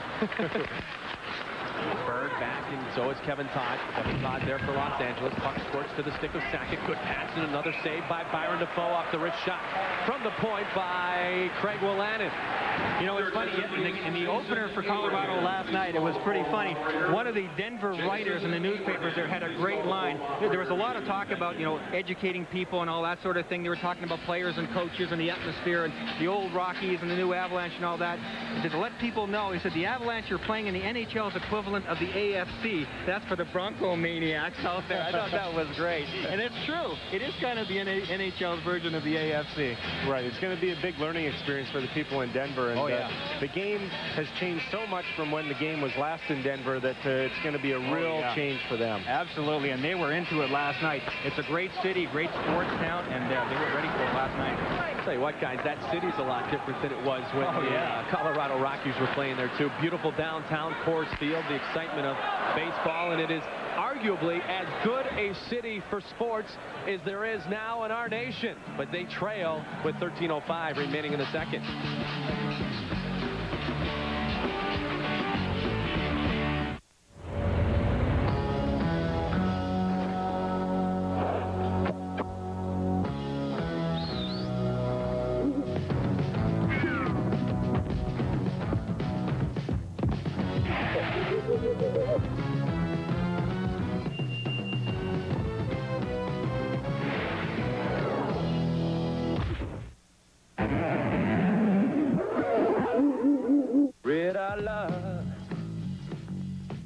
Most new car radiators are made of thin, lightweight aluminum under tremendous stress.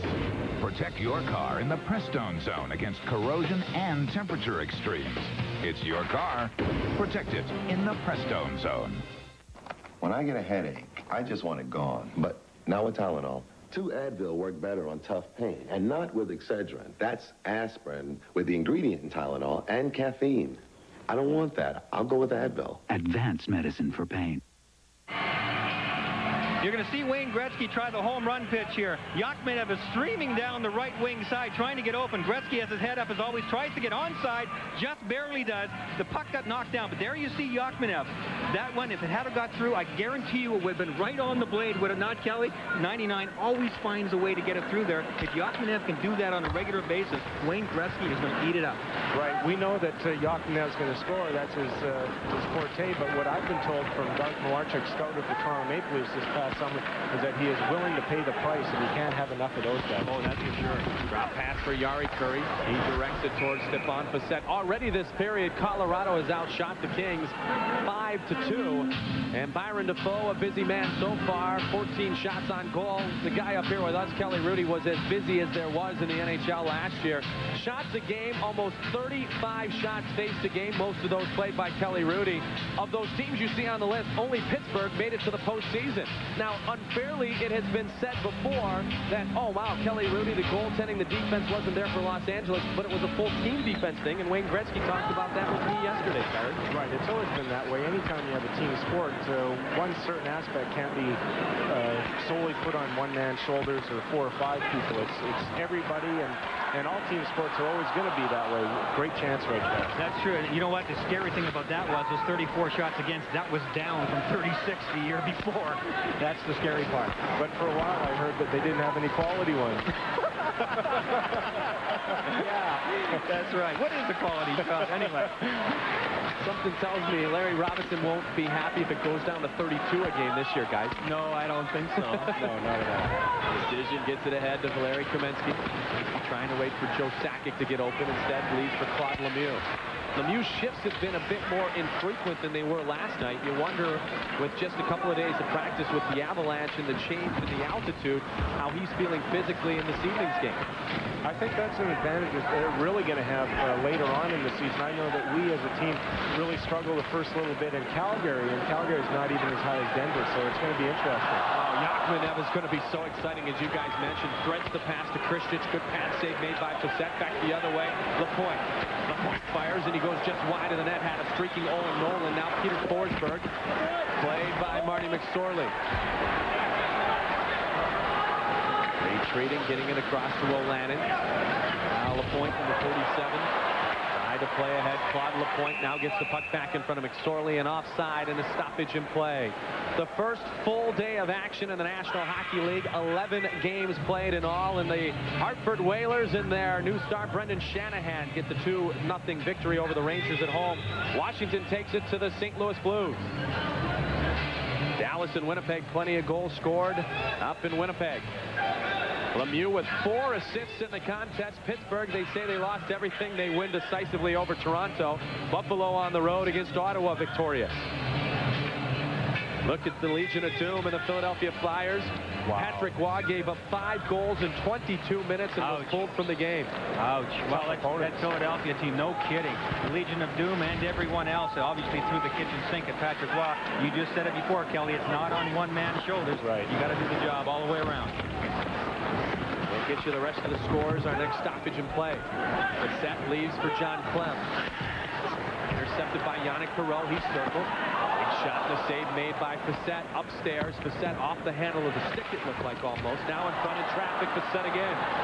Colorado is not very efficient inside their own zone. They're standing around an awful lot. They're either thinking their way through it, or they're just too hesitant to know who should go on the puck carrier and who shouldn't. The Kings are just jumping all over those loose pucks. They're taking it to the net. They're seeing the ice very well, and it's Facette, the guy who's paying the price for it. Pocket on the forecheck. Ricci is there to help. Back towards the point. Forwarded ahead by Aki Berg. Perreault tries to center. Facette takes it to the side of the net, and he'll earn the stoppage in play, but we are going to have a man advantage opportunity, a penalty called by Rob Schick. You know, at this game tonight, there haven't been very many penalties, and we all know that we don't want to see those hooking and holding penalties that we saw through the preseason, Kelly. And let's talk about that for a moment. I think everybody agrees. Goaltenders, forwards, everybody. Nobody wants the hooking and holding. You have to agree with that. I really agree more than most people with that.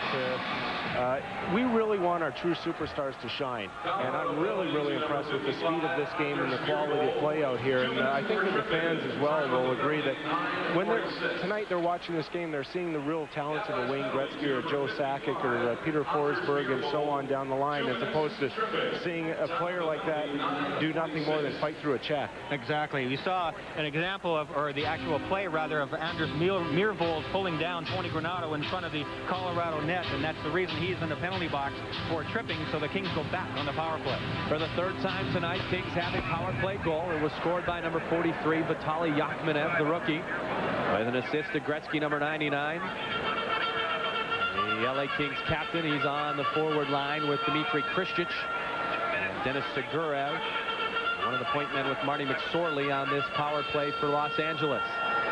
Scott Young set to take the draw against Gretzky to the left side of Facette. Yachmenev tries to pick up the loose puck. Gretzky works it now behind the net. Quick centering pass cleared by Troy Murray. I'm really impressed with Scott Young. For a so-called role player, he is a very impressive player and a valuable player in the Avalanche team. Absolutely. They're really happy to get him back. I mean, he's capable of scoring 30 goals. He can really rip the puck, and he can play in every type of situations. They were real glad when they signed him finally yesterday. Right. Powerful, intelligent player. Scott Young, number 48. No camp, just in last year, the number 4 scorer for Colorado. McSorley now plays in the neutral zone, tries to get it ahead, pass too far for Kristich.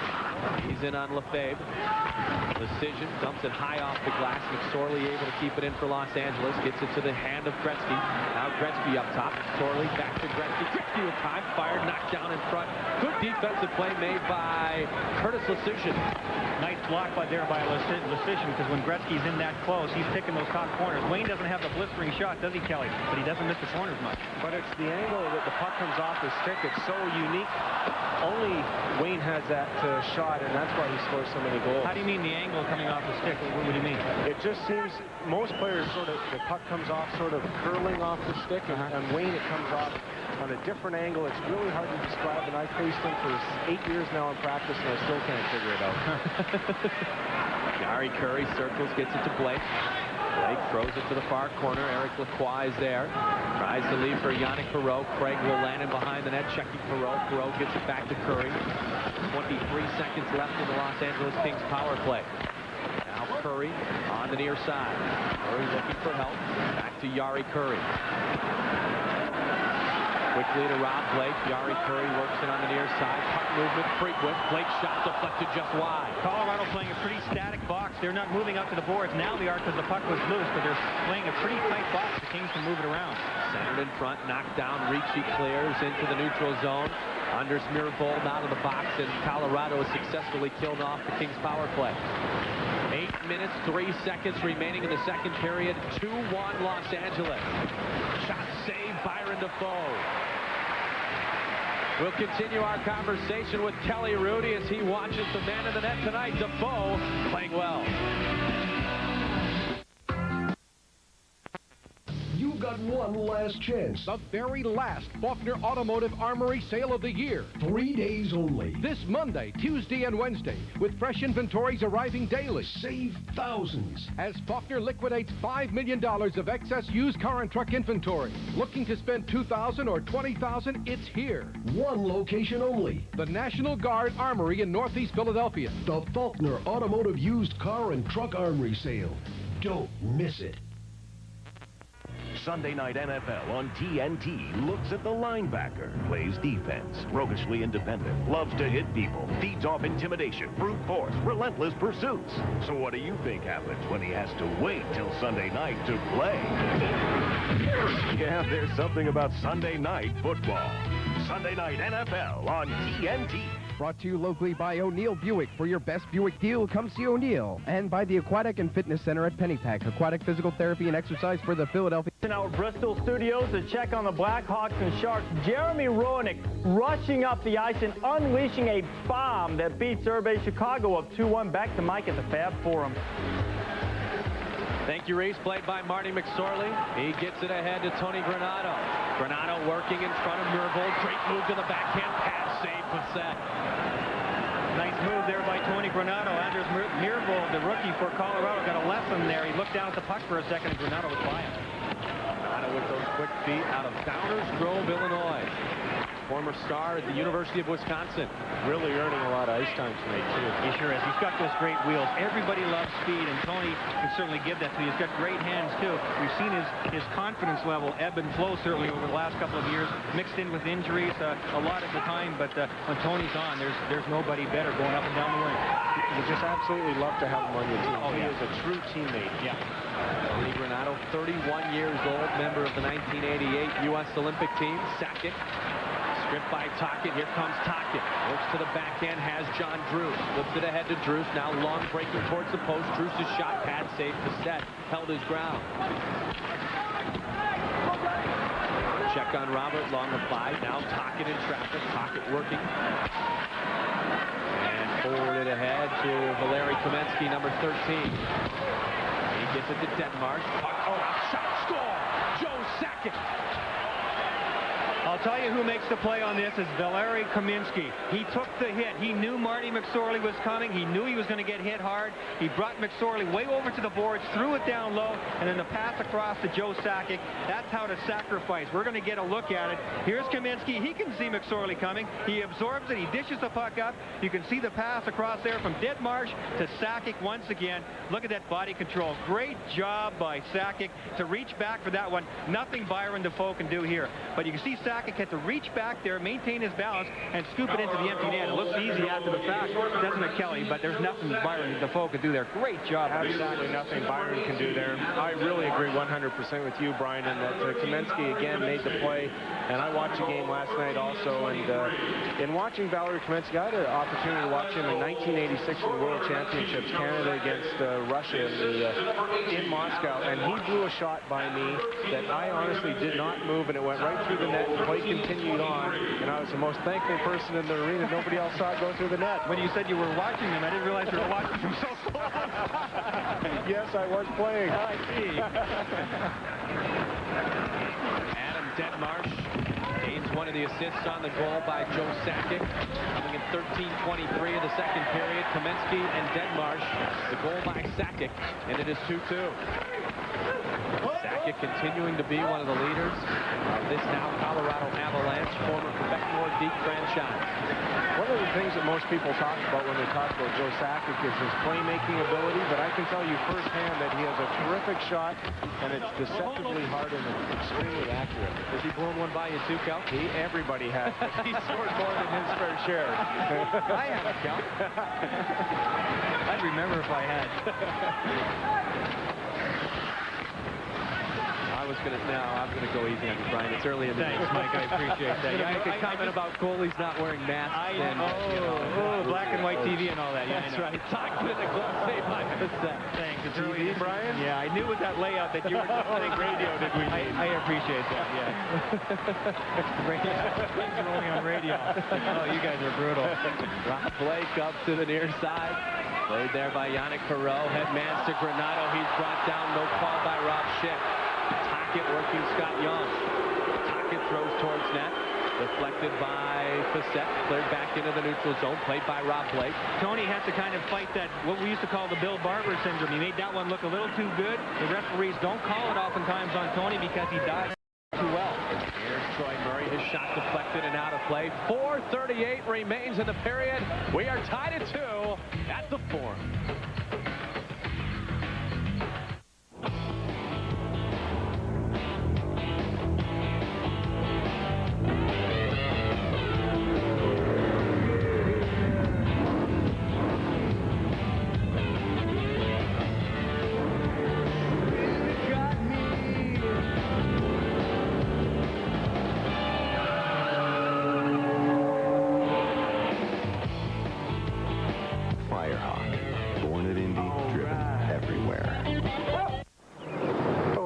Cute. What? You guys are like the Three Bears. You're Double Whopper, Whopper, Whopper Jr., Bing Bang Boom. I'm hungry, so what? Well, nothing just sort of struck me as funny. So what are you saying? I'm like the mama bear? A Whopper value meal for any size appetite, starting at $1.99 every day at Burger King. That's getting your burger's worth. Hey, baby bear, you gonna finish those fries? Yes. Ooh, somebody needs a nap.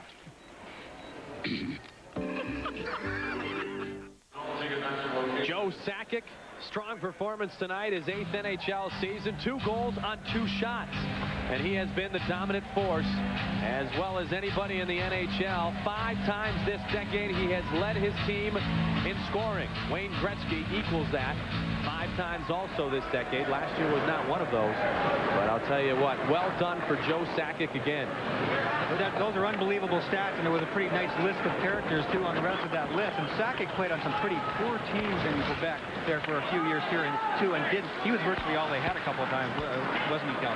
He was. I'm surprised with that, though, with Matt Sundin there as well, though. Matt Sundin is, as we all know, dominating as well. But Joe Sakic is showing his true character with stats like that. It was Sundin who broke a streak of about 3 or 4 consecutive years for Joe Sakic, ironically, Kelly. Sundin came in with that big year. It was a year that Sakic also had over 100 points in the season. Right, he is dominating, in my opinion, when he wants to play as well as he can. He's so big and strong and quick out there that Sundin really rules the ice. Team captain since 1992. We've got a new teammate this year, Claude Lemieux, number 22, and those two should be dynamic. McSorley met there by LaPointe, and then John Druce tries to help out. O'Donnell will dump it in behind the net. Sean O'Donnell is a surprising player, and he really came in this year in training camp with probably people wondering if he has a chance of making the team or not. He's really shown a lot of composure out there, and he's really had a terrific camp, and consequently, look where he is. Yeah, he's one of the 2 or 3 real surprises that you guys had. He's done a good job from what I've heard, Kelly, and you certainly saw more than I did, but he plays within himself. He knows what he can't do, and that's a big secret to playing in the NHL. You are exactly right there, Brian. That's exactly what Sean O'Donnell does, and that's what's very, very noticeable there. And he's big and strong. He always liked that. Right. Now Owen Nolan plays. Good check behind the net, thrown by Anders Miervold. Nolan in traffic in his own end, back into the neutral zone, played by Yari Curry. 2 minutes and 45 seconds remaining in this second period. Curry down the center of the ice. Left for long, he was knocked off the play nicely by John Clem. Back coming the other way, Andrei Kovalenko leads for Denmark. Shot stick save made by Defoe. Positionally, Byron was right on his game tonight. He was dead center there, wasn't he? Now Denmark works around the defenseman. Recovering was Aki Berg, gets a stick on the shot, and it deflects away. Well, Claude Lemieux is a man who came in and played his very first game as a Colorado Avalanche last night. He'd only had 2 days working out with the team. Missed training camp altogether. He said training camp was overrated, which I'm sure every player in the NHL loved to hear. But one of the funniest things he said was in the morning before yesterday's game. He was huffing and puffing, and he was going to play the game that night, and they said, hey, you've only skated for 2 days. How do you feel out there? And he said, not very good, but I think I'd feel just as bad at sea level. And at sea level here tonight. So I think he's finding out that, yeah, it's true. We haven't seen that much of him, or at least in the early stages of this second period. He wasn't out as much as he was in the first period. So I think he is tired. But the funny thing about a player like that is that he always comes and rises to the occasion when you need him. So I wouldn't be surprised to see him do something big for the Avalanche in the third period. Absolutely. He assisted on the winning goal last night. 13 goals, 16 points in the playoffs for Claude Lemieux, winning the Conn Smythe. As the playoff MVP last year had just 6 goals in the regular season. Gretzky angling in the corner. Now Peter Forsberg working behind, swings it around, save in front by Defoe. Yachmenev tries to clear. Forsberg keeps it in. Gretzky is there. Wow, is right. The radar picked up that one. What a great interception of a pass that was. Yachmenev now. Oh, what a spin. He goes to the backhand and shoots just wide. Jeremy Roenick. That was a nice little spin around with there. Hooking penalty forthcoming. NFL game day tomorrow starting at 11:45 a.m. Eastern Time. Chris Berman and the crew get set for your day's action in the National Football League. Football's best pregame show. Tomorrow's show will include an update on the status of Cowboy quarterback Troy Aikman and the professional football baptism of Redskins rookie receiver Michael Westbrook. Will Aikman play? That and all the answers tomorrow on ESPN Game Day. Chris Berman and the crew. Well, Vitaly Yachmenev has one of the goals for the Kings here tonight. Look at this. Little Jeremy Roenick there. Excellent control there. Not a bad job. It was well played by Lefebvre. Lefebvre is one of the best defensemen in the league. You're not going to fool him with that stuff, but we'll look for more of that from Yachmenev. Pretty impressive. Very impressive. Not only is making a move like that, but getting it right to the net. Yeah. Roenick and the Blackhawks near the Forum tonight, playing on the West Coast to start their season, and they will take on the Los Angeles Kings in just a couple of days. They try to return on a good season with a healthy Jeremy Roenick. They'll be featured on National Hockey Night, ESPN, next Thursday night from the United Center. 1 minute, 15 seconds remaining in the second period of play. The lone goal scored by Joe Sakic to tie our game at 2 apiece. Sakic's goal coming with assists to Valeri Kamensky, his second assist of the night, and Adam Detmarsh at 13:23 of the period. McSorley ahead, too far for Tocchet. Sylvain Lefebvre will chase it down. Yannick Perreault in on the forecheck. Cleared to the near side. McSorley pinches in. Takes a small hit from Lecision. Now Tocchet leaves on the backhand for Perreault. Perreault back to Tocchet. Tocchet now works on the outside. Power play opportunity again for the Kings. Their 4th of the game. Valeri Kamensky is getting a lot of ice time. This guy can skate. He can skate. They called him the Russian Wayne Gretzky for a long time, and he was showing it here tonight again. Tocchet leads for Granato. Granato shot in traffic. Good save by Stefan Facette, and I don't think he could really see that shot coming off because his own defender seemed to almost screen him trying to block the shot, Kelly. I think that's where experience really comes into play. I don't know if 5 years ago or 4 years ago you might have seen Facette be able to do that. And from watching him years ago, he probably would have been further back in his net under the crossbar. And again, with experience, he's out on the top of his crease tonight and made that look easy. That's a tough save. That's right, because Ricci had dropped down in front of him, and he tried to block that shot, but he slapped his legs down. His legs came up, and the puck went underneath him. Facette had to pick that one out, coming out from underneath the player. That's tough. I know as a shot blocker, when you go down, you can't double-cross the goaltender. You got to take away that bottom layer of the ice, and then you as the goaltender have whatever above me if I'm going down, right? That's absolutely correct. Not only is it nice with the experience, but it doesn't hurt when you're 6'1 or 6'2 like Facet is. Yeah, that's true. 50 seconds left in the man advantage, but just 20 seconds remaining in this second period. Byron Defoe leaves for Aki Berg. The third overall pick, playing in his first regular season NHL contest. Head man's to Robert Long. Yari Curry now. Curry across to a streaking Blake. Broken up on the play by Mike Ricci. Watch out for Lung's shot at the end of the period. It is squirted wide. Kelly Rudy, enjoyed having you as our guest here in the second period. Want to see you on the ice. Get healthy soon. Thanks, guys. I had a lot of fun. Kelly Rudy, the club MVP of the Kings 1 year ago. The Kings and the Avalanche tied at 2 after 2. Sports Smash is next. Here's an uplifting thought for the weary traveler. Come home to Sealy's most advanced Posturepedic ever for the back support you need. Now, the only foundation made from steel beams, not wood, is redesigned to be even stronger. Now, Sealy has a more sensitive sense and respond coil system, and its patented sensory arm senses and cushions your movement, then responds to your weight with increasing support, correct support, making Sealy America's favorite destination. Posturepedic support, only from Sealy. Feel in over your head sometimes? You can learn to love it. People from all over are giving a whole new meaning to getting in over your head. They found out just how easy and how fun it can be to discover the breathtaking world of scuba.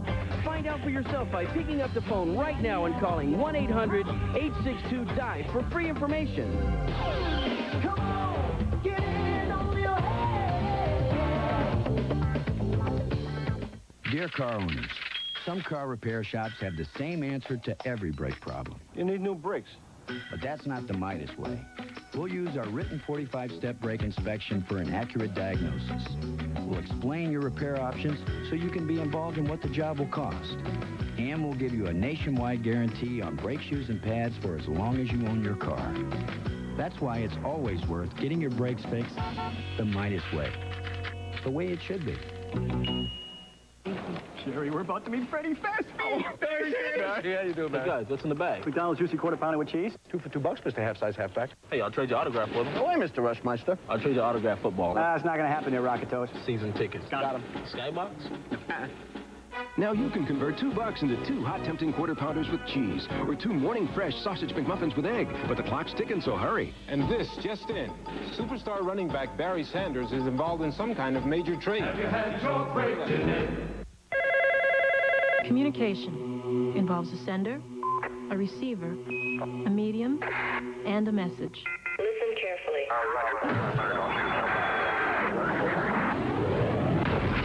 Did you hear that? Tonight's intermission report is presented by the new Dodge. We're thinking ahead.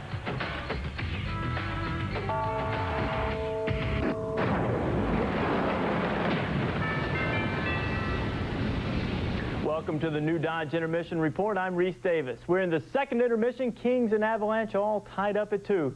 Let's take you on a swing around the first full night of ice-capades in the NHL. Our first stop, Whale and the Rangers. Sean Burke strong between the pipes for Hartford. Former Whaler Patrick Beek tries a kick safe. It was indeed a beauty. Brian Leach tries the short side. I don't think so.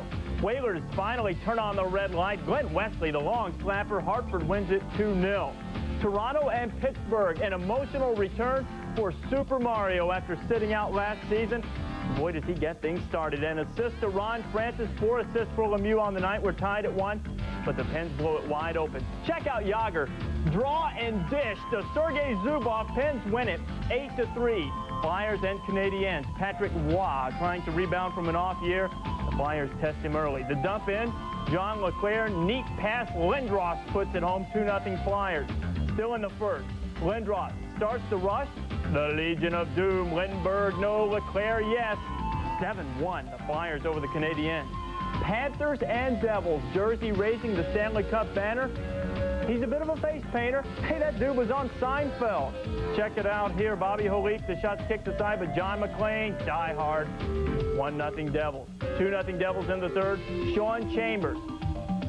Looking for the star of that Die Hard movie again, McClain. Second goal of the game, or a sequel if you wish. 4-0, the Devils win it.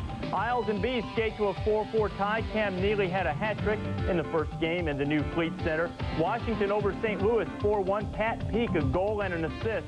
Camp's doing it without Bondra and Pavanka, who are holding out. Calgary and Tampa Bay skate to a 3-3 tie. Dallas and Winnipeg 7-5 the final. Nikolai Habibulin 38 saves, including stopping all 18 shots in the third period. Buffalo over Ottawa 3-1. Buffalo was outshot 39-19. But we've heard this story before. Dominic Hasek, the Vezina Trophy winner, 38 saves. Blackhawks up on San Jose 3-1. Daze and Denny Savard, two of the goal scorers for the Blackhawks. Baseball, Yankees and Mariners, they're not booing, they're saying moose, moose. And the Moose loses it, and he's saying out, sort of disturbing there. Unfortunately, the Moose actually broke his ankle on this play and in a lot of pain. It was not a bad omen for the Mariners, though. Bases juiced for Edgar Martinez in the 8th, and that is a 4-run homer, commonly referred to as a grand slam. 7 RBIs for Edgar on the night. Mariners go up 10-6. Top 9, 2 out, 11-8 M, 2 on. Bernie Williams. This would tie the game, but they built the ballpark just big enough for a home field advantage. Mariners win it 11-8 to force a Game 5 on Sunday.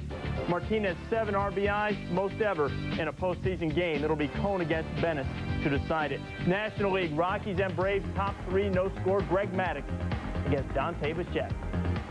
Dante the Inferno. The 3-run clout puts the Rockies up 3-0. But the Bravos storm back. Bottom 3, Larry. His friends often call him Chipper Jones. Gets it past Bichette. Gresham and Lemke score. Next batter, the crime dog, Fred McGriff. Bye-bye. 2-run shot off Saberhagen. Braves take a 4-3 lead. Now in the bottom of the 5th, McGriff enjoyed it so much he's going to try it again. Solo job off Kevin Ritz. McGriff had 5 RBIs on the evening. Braves go on to win it 10-4. They win the series 3-1. They now face the Reds in the NLCS. You're checking out the new Dodge Intermission Report after 2. Colorado and LA tied at 2. We're back with more after this.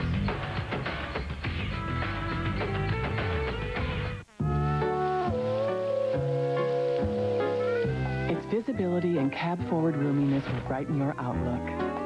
Its dual airbags and steel door beams will help you feel safe and protected. And its fuel-injected multi-valve engine will put a smile on your face. Dodge Neon. It brings a whole new meaning to the phrase, have a nice day. $99.95 for starters, around $13.3, nicely equipped.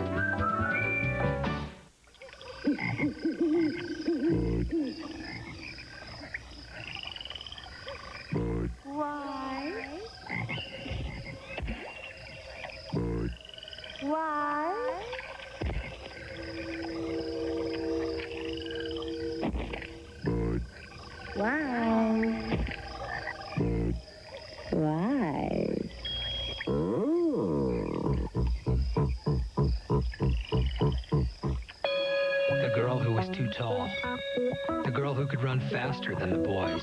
The pretty girl who never wanted to be a cheerleader. The girl who turned her back on the in crowd has risen above the rest. Welcome back to the new Dodge Intermission Report. Let's do a little college football. Miami's Hurricanes packing all the punch of an afternoon drizzle lately, taking on Florida State. Let's check it out in Tallahassee. Deion Sanders getting his jersey number 2 retired. We'll have to wait till next year. Samari Roll wearing it now. Second quarter, Danny Cannell. Upstairs, Andre Cooper hanging with Mr. Cooper.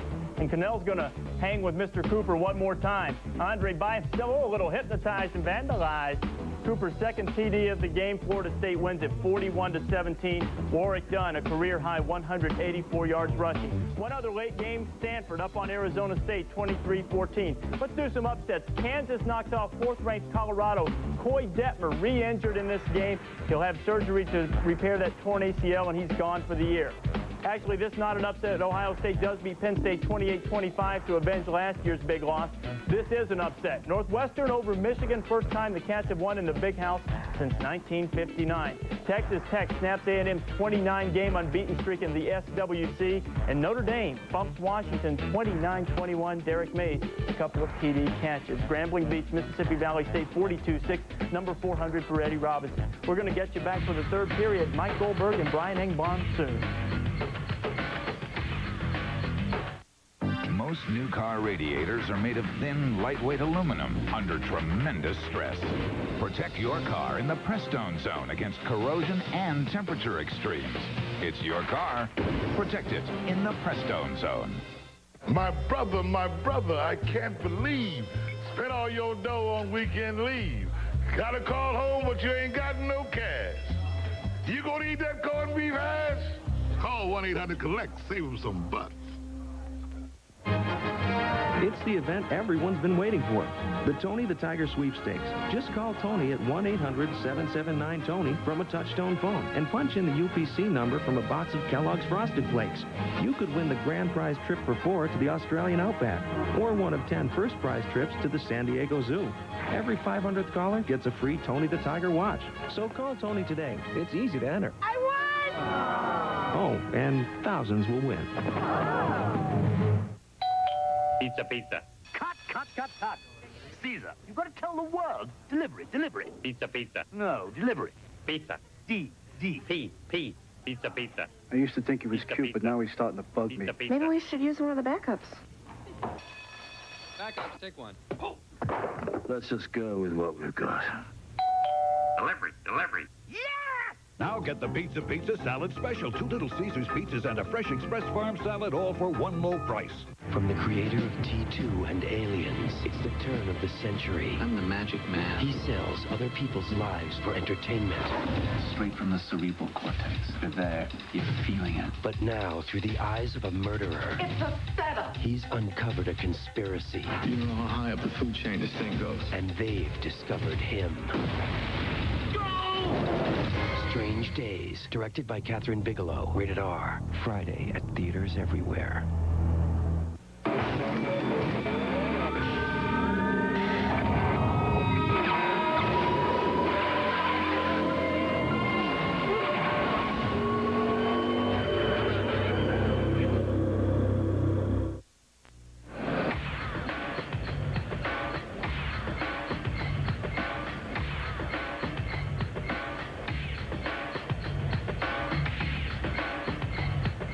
Welcome back to the Great Western Forum. This is the new Dodge intermission report after 2 periods of play.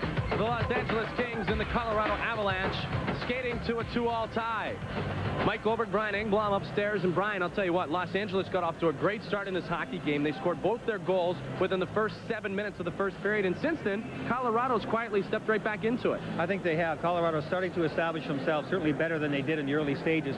The Kings still have a lot of confidence, and they seem to be moving the puck around very well. But I think Colorado's starting to come on, and it's Joe Sakic that's leading the way. Yeah, Joe Sakic with both goals in the contest for the Colorado Avalanche has found himself on the doorstep in perfect position on 2 occasions. But the play here is made by Kamensky along the boards. Look at him and absorb this hit. That's a great play, an unselfish play. Gets it to Deadmark.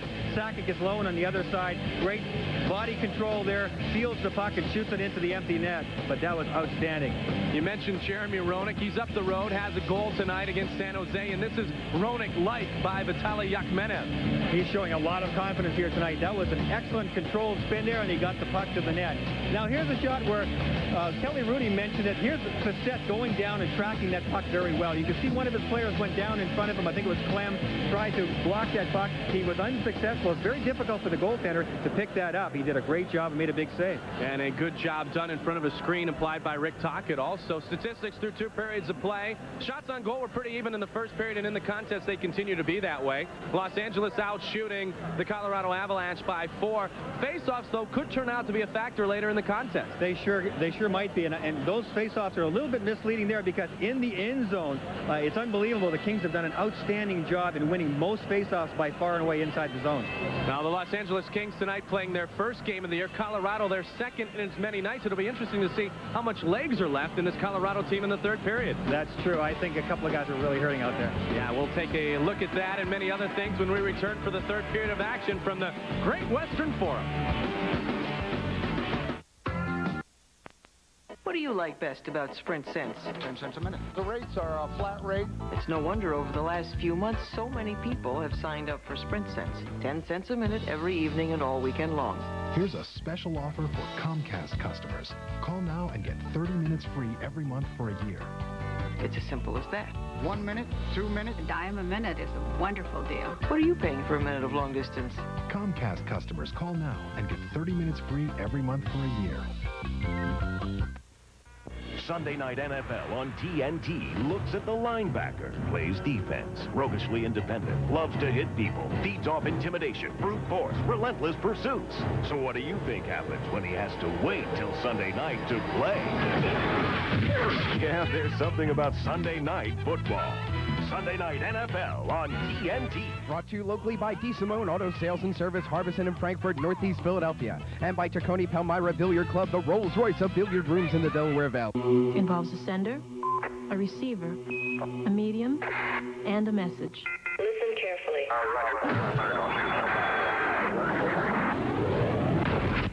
Did you hear that? Fire on Ice. ESPN2's coverage of the National Hockey League is brought to you by the new Dodge. We're thinking ahead. And by McDonald's. Have you had your break today? After 2, our score is 2-2 on the Deuce. And this is game 2 of our doubleheader. Colorado and Los Angeles. Joe Sakic with both goals. The lone score coming in the second period of play at 13:23 with assists to Valerie Kamensky and Adam Deadmarsh. Joe Sakic has put on quite a show here this evening. He was a force last night, but not nearly the way he is here tonight. You can see his numbers on tonight. He's had the puck all the time. Every time he's out there, he's got it. He's gone back and forth inside the zone, controlled it, set up a couple, and has scored both of their goals.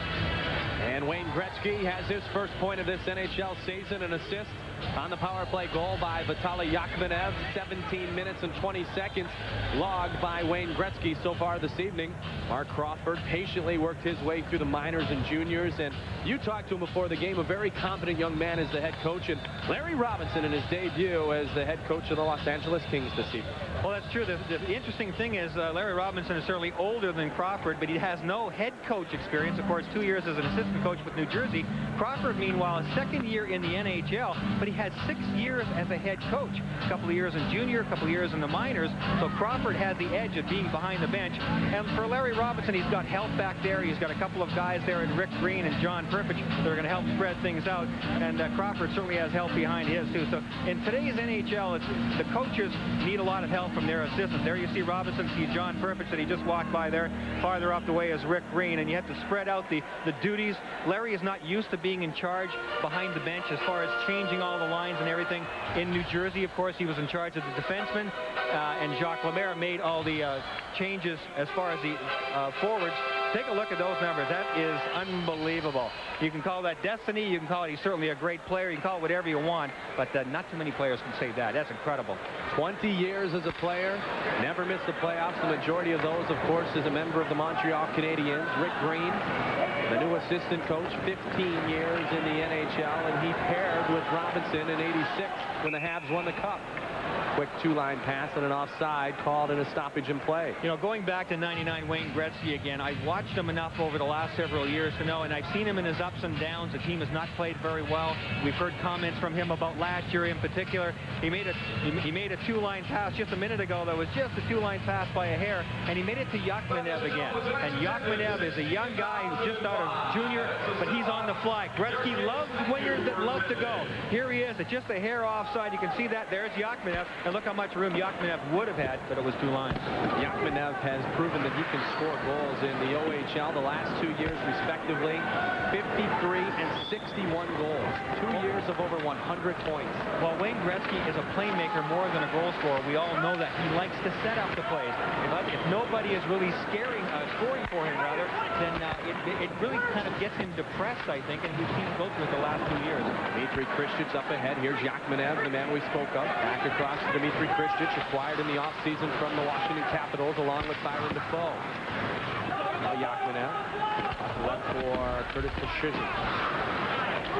Kristich in traffic, trying to get it across. Gretzky one-timer, glove save made by Stefan Facette. She is called the Fabulous Sports Babe. ESPN's one and only brings her unique look at the world of sports to ESPN2, The Deuce. The Babe will be with you every Monday through Friday on The Deuce. Spend an hour with the Babe, and yes, your life will never be the same. Monday through Friday, 1 o'clock Eastern, 10 o'clock Pacific. Check out the Fabulous Sports Babe. There is Aki Berg, the #1 draft choice of the Kings this year, only 18 years of age, and this kid can really play. He's from Finland. He's got great abilities with the puck. He can move it up the ice. They say he's an excellent open ice hitter, too, and paired with Rob Blake, who can really do that kind of thing. These two guys could be a real menace to forwards on the other teams. Once Berg gets settled in, that'll probably be one of the last parts of his game that'll come into play. He can really move the puck well in this great position. Mike Ricci's shot deflected high over the net, and Byron Defoe. 3-2 tie. Kovalenko battling behind with Rob Blake. There's another guy who missed a lot of games last year. Blake was in the lineup only 24 games, half of the shortened season due to recurring groin injuries. And I can tell you that Blake being out of the lineup so much was a direct reason, and the direct result, rather, was that the Kings did not make the playoffs. There's Aki Berg, who's going to play a lot with Rob Blake. The problem is that Rob can't talk to him. He doesn't speak English. He says Coca-Cola, and that's about it. He and Rob Blake go by sign language, but this kid knows the game. And the two men behind the bench, Robinson and Rick Green in particular, two ex-defensemen, can communicate with him on the chalkboard, and Rob Blake kind of motions to him, yells his name, and he has the instincts to play this game at 18 years of age. Playing defense in the National Hockey League is not easy. It's quite an accomplishment already just to be there. Larry Kamensky, Dennis Segurev, Yannick Perreault in to help for Los Angeles. Here's Claude Lemieux, his first shift of the third period. Loose puck picked up by Segurev. He headmans it to the near side, and Tony Granato. Granato tries to flip it across, makes the pass successfully. Pad save off the shot by Yannick Perreault. Facette has stood up and made some good saves this evening. Now in traffic, Rick Tocchet. Tocchet leaves for the point man. Segurev, Facette with the glove save, and he'll hang on. Tony Granato going to the net for rebounds. There was none there, and Facette has to swallow them up with guys like Granato around. Tony will always go to the net. Stefan Facette has been very strong in net. He's done his share. His team did not get off to a very good start. Down 2-0 early in that first period, kind of similar to their game last night, but he has battled back once again. So has his team, and they are deadlocked again at 2, just like they were last night. Well, Claude Lemieux, last year's Conn Smythe winner, the MVP. Our trivia question tonight: who are the only 2 players to be traded the year after they won the Conn Smythe Trophy? I think you know who one of them is. You may know who the other is. I'll tell you in a moment. From the point, McSorley, wrist shot, rebound in front, still loose. Conacher tries to jump in. Now Kevin Todd tries to get it with the backhand. McSorley keeps it in, flips it to the near side, played by Pat Conacher. Ahead to Eric Lacroix. Behind the net, Lacroix with help from Kevin Todd. Now Lacroix spinning out nicely is the Rookie of the Year from 1 season ago, Peter Forsberg. Forsberg keeps it into the LA end. Now Conacher plays off the boards. John Slaney's there at the far point. Kevin Todd with Scott Young. Lift up ahead, McSorley, Conacher. Pass intercepted by Craig Wolanin. Now Conacher works. Lacroix has to clear the zone, so Conacher retreats, gives to Daryl Sador. Sador fakes the shot, tried to flip around Wolanin, poked away. Now here comes Owen Nolan. Wolanin dumps on net. Wolanin had a good goal last night. Big shot from just inside the blue line to beat Mike Vernon. One of the 3 goals scored by the Colorado Avalanche. They scored the opening night victory over the Red Wings at home 3-2. The other 2 goals were scored by Valeri Kamensky. Tonight, Joe Sakic has 2 goals on 2 shots We are tied at 2 apiece with 16 and a half minutes remaining in the third period. Both teams playing pretty tight defensively right now. Neither one of them wants to make a mistake with that tie game. A mistake could mean the game, even though it's early. Good pass to Christian. He leads Gretzky one-timer just wide. And the flip back goes wide of the net again to the side of Stefan Passett. Now Gretzky trying to flip it across to the point to Blake. Retreating now the Kings as Claude Lapointe plays. Lapointe tries to lead for a teammate. Still handles the puck now. Gives it over to Troy Murray. Murray, number 10, tangling on the near boards. John Clem in to help out from the point. Clem fires the wrist shot. And holding on is Byron Defoe. 15:55 remains in the third. Tie hockey game.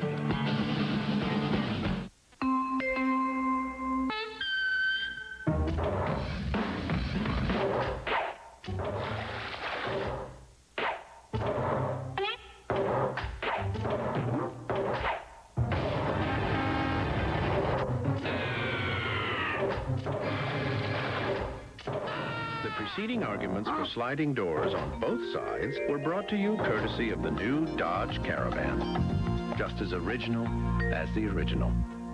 Most new car radiators are made of thin, lightweight aluminum under tremendous stress.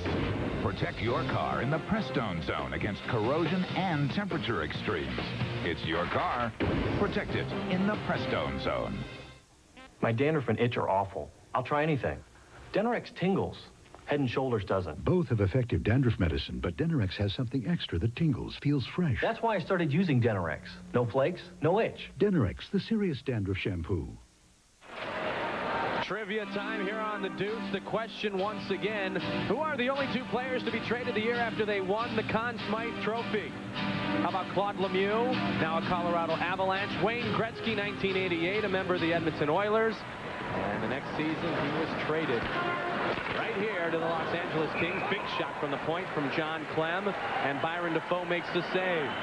What a feeling it must be to raise Lord Stanley's Cup, be the star of the playoffs for your team, the playoff MVP, and then the next year be traded to a different franchise. There is Gretzky, 87-88, his 4th cup with the Oilers. And then last year, Claude Lemieux, what a playoff he had. 13 goals, 3 assists, 16 points. And you can see the effect it had on Claude Lemieux there. He was in tears when they gave him that trophy. He's just so emotionally spent. There's so much joy there. There's so much pain from everything you went through. What an effort that man put out last year in the spring. And all the people in New Jersey were really happy he did. This year, perhaps, he'll have a chance to go back against his New Jersey Devils, theoretically, for the Stanley Cup again. Off to the left side of Byron Defoe. Jari Kurri, number 17. Leaves for Robert Long. Here's Kurri again. Jari Kurri, the number 3 all-time active goal scorer. Could he have a chance for another? Pass just too far in front of him from Robert Long. Now up the far side. Andrei Kovalenko dumps to the side. Adam Deadmarch quickly in, working behind the net. Checked on the play by Dennis Segura. Tries to wrap around. Segura gets a stick. Puck still free. Now Segura tries to beat Deadmarch again. Deadmarch moving the feet nicely. Out to the ice. No call from the referee, Rob Schick. Kurri tried to flip it past Forsberg at the blue line. Puck squirts in front. But Deadmarch can't wheel and throw a shot towards net. Wolanin. Now Kovalenko. Quick shot off the crossbar and out of play. Oh, talk about quick hands and a quick shot there. That one had Byron Defoe beat. He got his hand up. He got a small piece of it. That clanked off the crossbar and way up into the seats. Kovalenko with those quick hands. Let's see if we can pick it up sound-wise and watch it here. Kovalenko is going to crank it. Oh, right on the button, yeah. Boy, great hands there by Kovalenko. He just snapped that one right in the crook of the arm. I thought that Defoe got a piece of it. I don't think so on that second look at it. One of the toughest saves for a goaltender to make, Mike, is right in that crook of the arm. Do you use your arm? Do you use your glove? Sometimes you get caught halfway in between, and that puck was zipped by Kovalenko. Tony Granato works on with Claude Lemieux. Now Wolanin. To the far side, McSorley throws towards net, knocked down in front by Wolanin. Ahead to Lemieux. Daryl Sadori's there for Los Angeles. Bouncing puck controlled nicely by Wolanin. 3-on-2. Wolanin just shoots it towards net. McSorley will help with the rebound off the stick of Byron Defoe. Now back to the neutral zone, Lemieux. Bounces free. Perot tries to advance. McSorley there to help out for the Kings. McSorley beats Sakic. Now the Sigin there defensively for Colorado. Sador. Headmans it nicely. Here's Tocchet. Tocchet fires. Wrist shot. Good save by Facette with the glove. Now Perot. Perot shot off the side of the net. Sigin on the forecheck. Tocchet. Tocchet there nicely. Gets it to Granato. Granato couldn't handle. Owen Nolan comes the other way. Colorado did a good job recovering themselves. Yannick Perot had that good chance. They got the shot on net. And Colorado got back in position. Came out under control. Owen Nolan trying to help in on the forecheck with Peter Forsberg. Nolan with 30 goals last year. Tied for number 2 in the NHL. Nolan winds it around. Kristich with Warren Reichel. Forecheck on the boards, pinching in from the point for the Avalanche. Now it's free to Nolan. Nolan looking for Reichel. Nolan keeps it himself, throws it in front. Gretzky's there. Gretzky for Kristich. Kristich wants to work the outside on John Clem. Good move back towards the net. And pushed off the play was the youngster Vitaly Yachmenev. There will be a Los Angeles Kings power play forthcoming. Right now, though, let's check out our head and shoulders storyline. So far in our contest, Conacher was the first goal scorer, giving the Kings the lead 1-0, just 30 seconds into the first period. Joe Sakic, great productivity, if my math is correct, 100% efficient. Gretzky has an assist. Well, Joe Sakic has been the story for Colorado. Let's see if we can take a look at this head and shoulders goal here. Great play by Kaminsky along the wall to absorb that check from McSorley. Dishes it off to Denmark. And look at Sakic. Body control, reaches back, scoops it into the empty net. That's the kind of night that Joe Sakic has had. Controlled the puck, finished off the plays.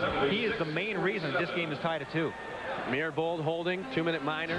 At 6:47, it'll give the Kings their 5th power play opportunity of the contest. Gretzky, Yachmenev, Kristich up front for the power play, although Yachmenev now trying to skate something off of his right foot, it seems, as he works his way over to Rob Schick. Schick's going to give him a half a second to adjust, it looks like. Yeah, somebody else going to have to come out. He's obviously lost an edge or something because he wasn't able to stand up properly. Brought it to the referee's attention, and now Jari Kurri will come out there for this power play. Jari Kurri, number 8 all-time in goals, 565 goals. You talked about Gretzky liking passing the puck to somebody. You think Kurri was the recipient just a few times, partner? A couple 100 times. Yeah. he knows his power play pretty well. No kidding. Kurri and Gretzky not on the same line, though, this year in Larry Robinson's system. Kurri and Gretzky together on the power play. In front, tried to slip it through the crease. Gretzky to Reichel, pardon me, Kristich. And it's cleared away. Now up ahead, Kristich. Kristich and Gretzky working. Gretzky leaves for Kurri. Kurri backhand in traffic. Bouncing puck in front. Still free. Trying to freeze it. Was Stefan Facette with help from Scott Young. He got some help. It was almost a little bit too late. But great play by the Kings, and they didn't have enough of this last year or the year before. Jari Kurri made a great play on the backhand. So many players are reluctant to use the backhand. He'll get the pass here. He'll get his head up. He sees his man going to the net. He's not trying to score here. He's trying to get a rebound chance for Dmitry Kristich.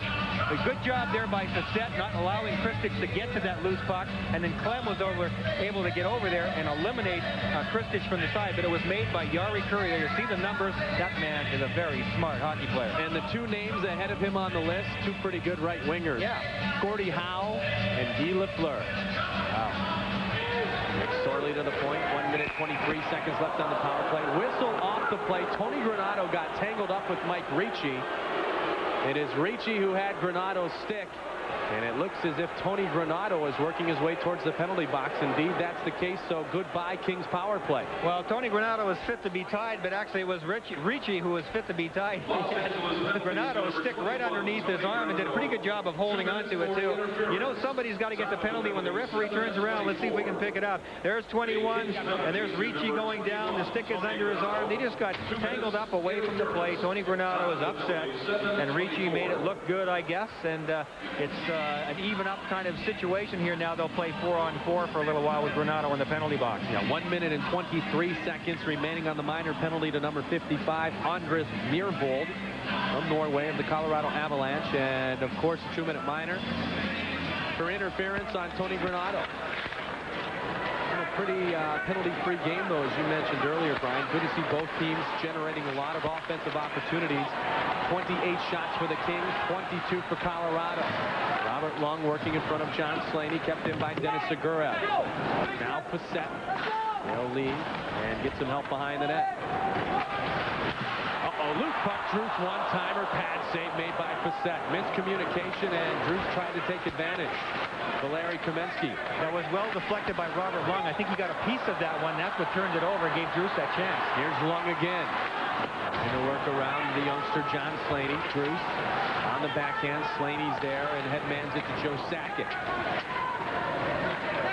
Sakic works at the blue line around John Druce. Yeah, he left Druce in his footsteps, didn't he? I'll say he was leaning completely the wrong way. Sakic can move back and forth in such a small space, and he really saw it there at the blue line.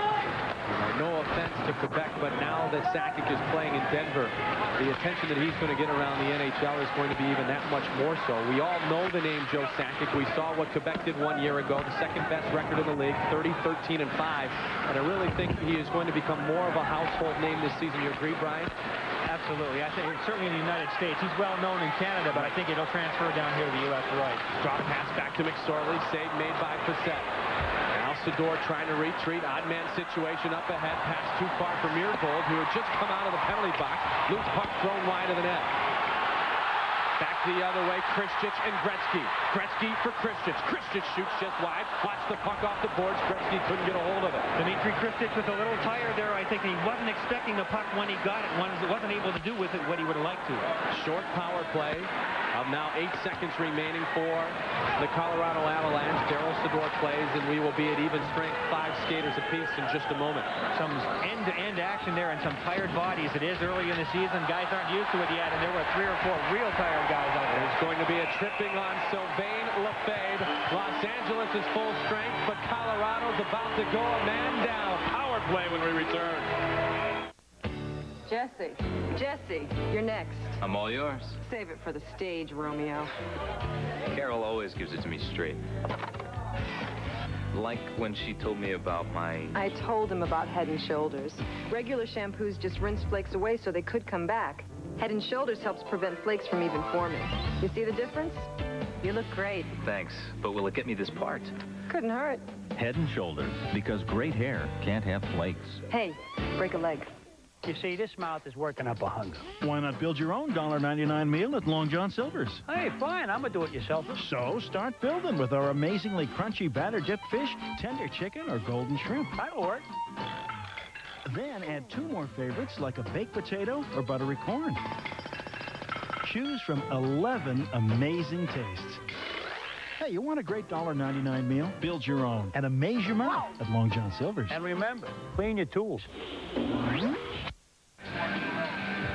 We are in Hollywood, and the Kings are playing lights out as the lights go in and out. And it's the City of Angels outside of Los Angeles. The Great Western Forum in Inglewood, California. Game 2 of our deuce doubleheader. Mike Goldberg, Brian Engblom. A 2-2 tie and another power play opportunity for Los Angeles. They're 1 for 5 on the evening. Sylvain Lefebvre in the penalty box. Blake, Tocchet, Perreault, and Eric Lacroix up front. Yari Curry back at the point with Rob Blake. Sylvain Lefebvre in the penalty box for tripping. It was along the near side boards, kind of at the end of the play. A lot of tired bodies out there, as I mentioned. Lefebvre was one of them. I think that's one of the reasons why he ended up taking that penalty. The set behind. Watch out. Trouble from the streaking Kings player. Loose puck in front. Bounces through the crease and cleared away. Scott Young. Now behind again. It's Tocchet trying to center it to Perreault. Curry on the backhand across to Blake. Blake looking for Curry. Instead goes Yannick Perreault. Perreault, top of the circles. Rebound cleared nicely by Facette. Off the pad and flipped with the stick. Now Perreault again. Pass towards Blake. Blake sets, shoots, fired, and knocked down in front. Curry keeps it in. Yari Curry having trouble handling at the blue line for a moment. Puck squirts free and finally played by John Clem, and he'll clear the zone. The Kings taking a page out of Colorado's power play. Sakic's been on the power play at the point an awful lot tonight. Yari Curry taking a turn. 4 forwards out there for the Kings on this power play. Gretzky flips it ahead to Tocchet. Tocchet number 22. Yachmenev. Now on the far side of the ice surface, Degenmarsh tried to clear. Yachmenev tangling and working hard. Tocchet in the corner to Gretzky. Gretzky Gretzky back, Tocchet one-timer, pass, and just score on the rebound. Vitaly Yachmenev has made it 3-2 Los Angeles.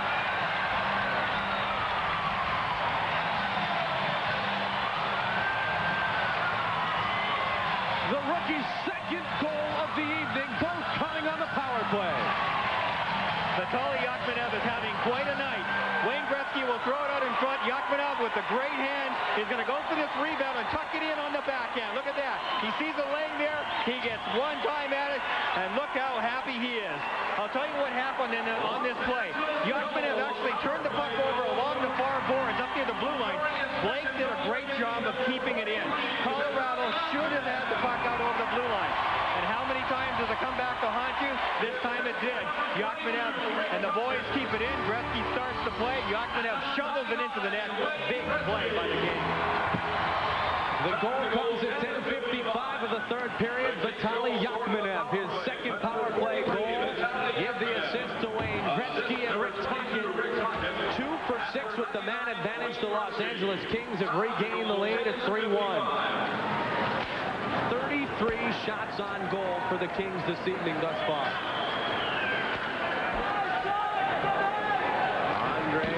Anders Myhrvold goes up the boards, chasing down the loose puck. Segurev with Sakic on his tail. Sakic goes down hard.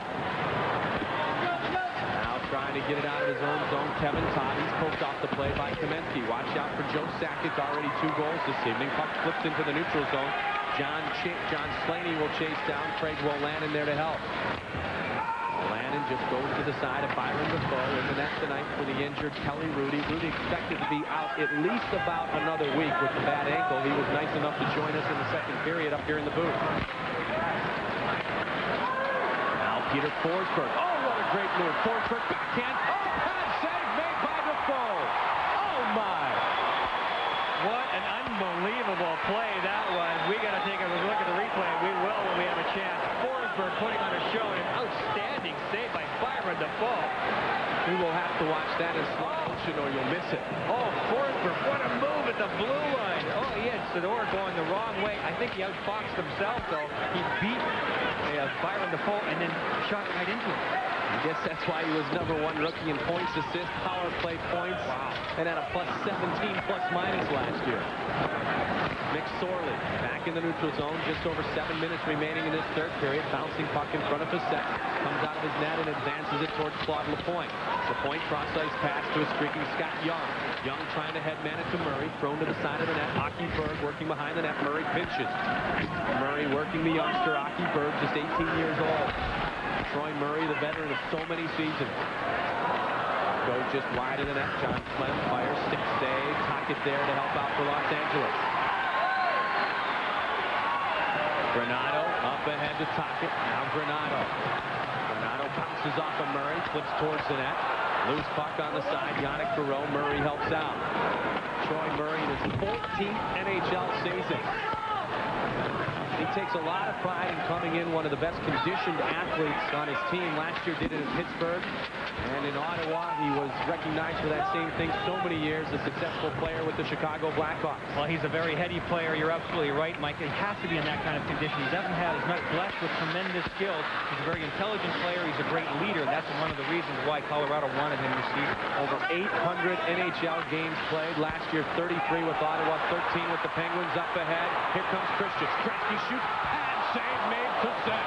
Oh, outstanding by Facet there. That keeps his team in the running there. They're still down a goal. Watch out, Christian trying to keep it in. Great scoring opportunities. A couple of big saves. It's a Saturday night of hockey in Los Angeles. When disaster strikes, They were bringing the people from the roof down onto the beach. the unexpected becomes reality. Don't have this kind of an accident and walk away from it. And lives are on the line. I knew it was a race against time. I had visions of it blowing up. 911 emergency. It was just people flying all over the place. Saving lives and making a difference. Rescue 911 tonight at 9. Nobody can match our deals, and we mean nobody. We're at Duran Auto on Route 73 in Palmyra. We have the latest model pre-owned cars with the best service for as low as $199 down. Adoran is a full-service dealership. We guarantee state inspection and provide up to a 3-year warranty. Our easy payment plans fit any budget. Bad credit? No problem. We'll arrange financing with an established lending institution. If you have a job, you'll get credit. Nobody can match our deals, and we mean nobody. Adoran Auto, 209 Route 73 in Palmyra. Of the year last year, Peter Forsberg, look at the move on Sador. Sador's going the wrong way, comes in all alone on the goaltender. Byron Defoe puts it underneath him, and it clanked off the post. It went underneath him, it didn't go in. Wow. And in the other way, good save made by Stefan Facette. 5 minutes and 34 seconds remaining in the third period. John Druce on the forecheck, trying to get a piece of Sylvain Lefebvre. He touches up. We'll have an icing on the play.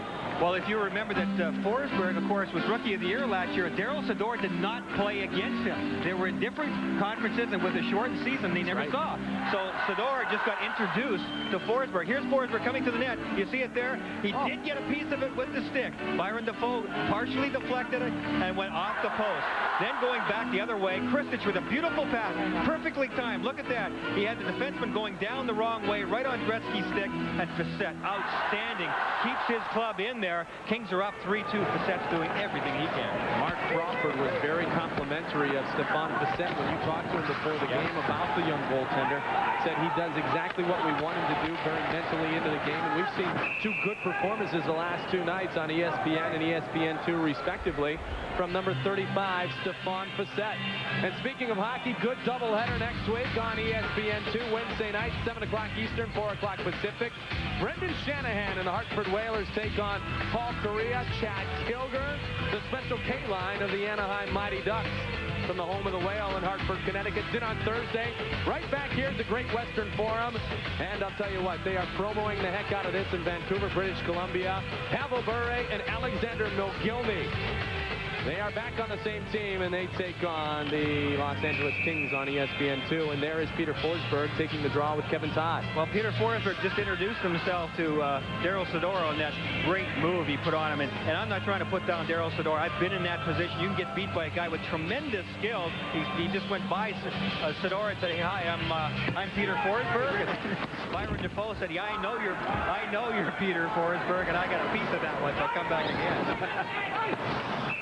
Conacher gives chase and another icing call.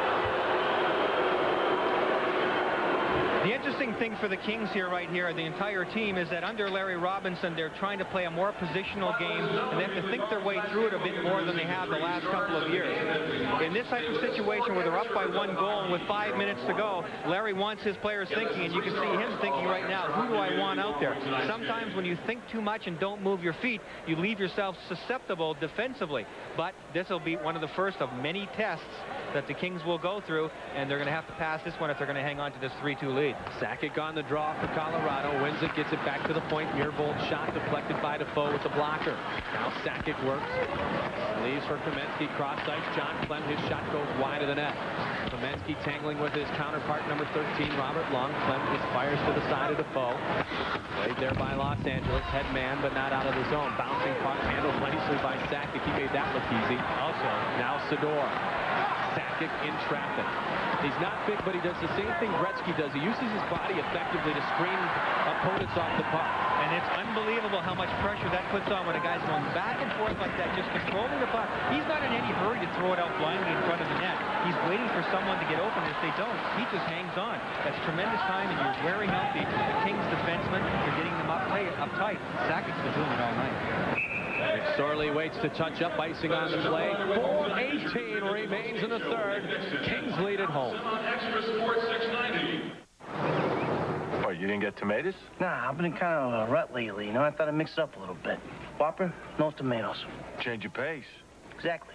Expecting a weave and you bob. Mm-hmm. They're thinking zig, you zag. Yeah. You're a bold man. The Whopper. It always tastes great because it's always fixed your way, with fries and a drink for just $2.99 every day at Burger King. So, you out of your rut? Believe I am. You're rutless. Enough with the ruts. You've been ejected from the Rutmobile. No ruts, no glory. As a rule, engines develop good torque only when you push hard on the accelerator. But even at idle speed, a Dodge Magnum V8 can pull not only this loaded Ram 1500, but this loaded 2500 and a loaded 3500 as well. 15 tons. That's because every Ram truck has to pull much more than its own weight, even at idle speed. That's our rule. Dodge Ram. The rules have changed. There's the centerman from Sweden, Peter Forsberg, 94 gold medalist. And it is great news for hockey in general, I think, Brian, that the NHL players will participate in the forthcoming Olympic Games in Japan. That is outstanding news. It's going to be so exciting. And Peter Forsberg scored that goal in the shootout in the Olympics against Corey Hirsch of Canada. One of the most exciting times in the history of Olympic hockey. And a lot of NHL players will have a chance to participate next time around. Renato headmans for Yannick Perreault. Renato, a 1988 member of the U.S. Olympic team. You know, the effect that the Dream Team had on the already popular NBA was fantastic, with Michael Jordan, Patrick Ewing, and all the stars of the NBA playing for the first time in Barcelona. And I hope that the NHL will see an equally positive effect. Of course, Gary Bettman was with the NBA when the Olympic Dream Team concept came up, and he really was the man who pioneered and kind of pushed this usage of stopping the NHL season and working towards the Olympics, wanting to get the game a more globular popularity. That's right, and the owners deserve a lot of credit. The NHL is going to take a 16-day break, and they're just going to delay everything so these guys can go over and play in the Olympics. It's going to be absolutely outstanding. The difference from basketball, of course, Mike, is, to the best of my knowledge, every guy that was involved was playing for the U.S. In this case, obviously, there's great world-class players in the NHL from every team that will be represented over there, so a lot of guys will be going over there. And, of course, the NBA was in their off-season. Yeah. Put ahead to Yachmenev. The NHL, obviously, in hockey is part of the Winter Olympic Games as opposed to the Summer Olympic Games, and it makes a big difference. The guys sacrificing a lot, especially those who are sitting at home. Scott Young in traffic. Good back check by the youngster who has 2 goals tonight, Vitaly Yachmenev. Up ahead, Gretzky. Gretzky works it, keeps it in the zone. Gretzky tries to get it across, intercepted by Sakic. Watch for Zajac. Being chased down by Gretzky, stops in front of the great one. Gretzky doing a great job on the back check. Sakic did a great job exploding to the neutral zone, too, and I think Wayne may have gotten away with a little trip there. He did well defensively to get back and covered up for Sean O'Donnell, who was beaten wide by Sakic. That tremendous burst of speed. Gretzky pulled the feet up from underneath Sakic when he put the brakes on, but there was no help support coming from Colorado, so no scoring chances. Sakic continues to put a show on here. That's Gretzky. And Pat Conacher had the first goal of the contest, tries to flip it, checked off the play by Sylvain Lefebvre. Now Yari Curry back behind to Conacher. Conacher flips it in front off the shoulder of Kevin Todd, kept in by McSorley. Decision drives him into the boards. Under 2 minutes remains at the Forum opening night here in Los Angeles. The Kings struggled so dearly at home 1 year ago, and they're looking to get off in the right foot tonight in Inglewood. It might be opening night, but it has been an intense performance by these Los Angeles Kings for their new head coach, Larry Robinson. Well, there's the big guy, Marty McSorley, and he's ready for another bang-up season. He came into camp at 235 pounds, but only 11% body fat.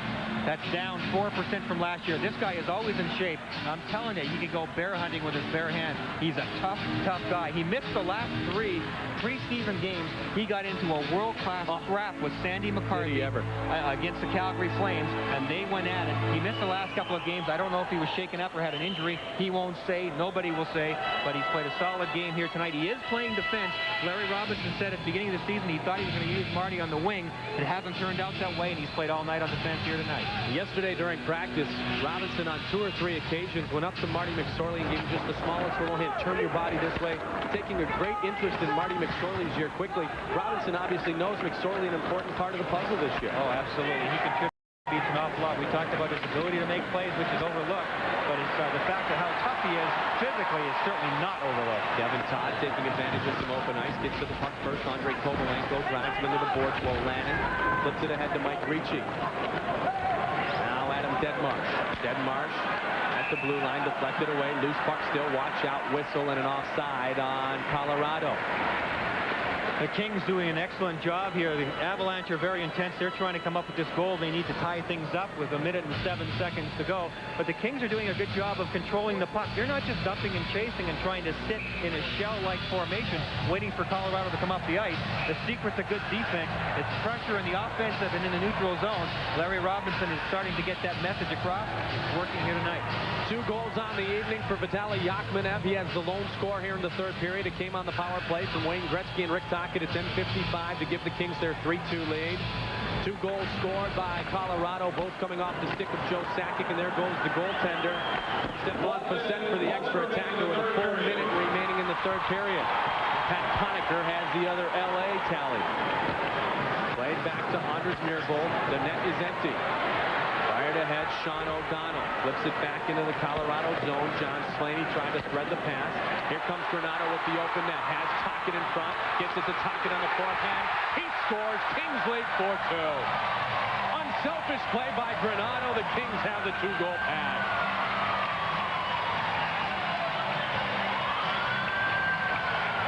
Well, a fitting finish here for the Kings, I think, who have done an excellent job in this game. Tony Granato with a 2-on-1, an empty net. You can see Myhrvold go down. He did a good job. He took away the initial pass, but Tocchet was smart. He put the brakes on so that Myhrvold sliding into the corner would be out of the play. Tocchet pulled back, gave Tony Granato something to pass to. He had to reach back for it. Granato made the pass where he had to, the only place he could. Tocchet understood that unspoken language. It resulted in an empty net goal. You know, it is an empty net goal, but I think it's a bit apropos on this opening night that Rick Tocchet and Tony Granato hook up, because those 2 guys, along with Rob Blake, had the most frustration last year not being able to be in the lineup. You're right. So many injuries and so much frustration is right. It's great to see them connect on that goal. Played behind with now 15 seconds remaining in the period.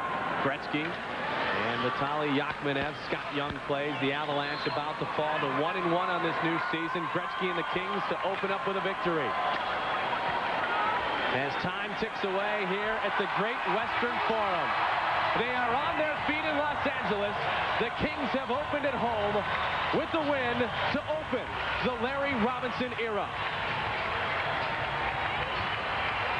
Good, solid work by the Kings. And Facet, the man on your screen right now, did his share. There's Vitaly Yachmenev. He certainly did his share with a couple of goals. What a great night he had.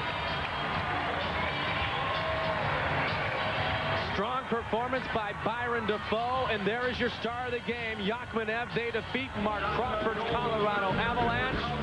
The Kings win 4-2 in Game 2 of our Deuce doubleheader on a Saturday night of hockey in Los Angeles. Hey, have you heard? Class is outside today. There are plenty of places for college students to study. Yeah, class outside. All right. Class is outside. Make sure you tell Miller. However, some learning environments are more stimulating than others.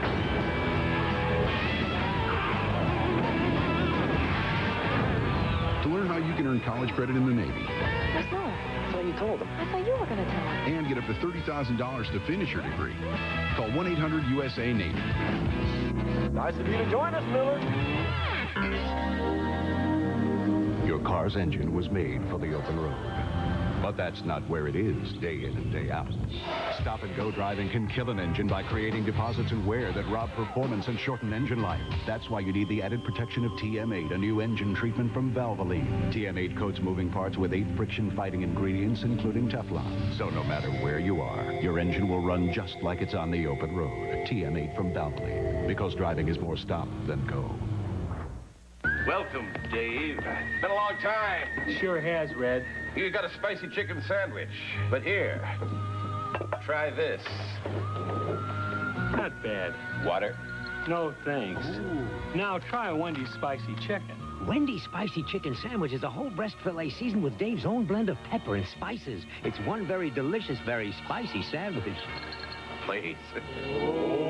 Try Wendy's spicy chicken sandwich and long live the king.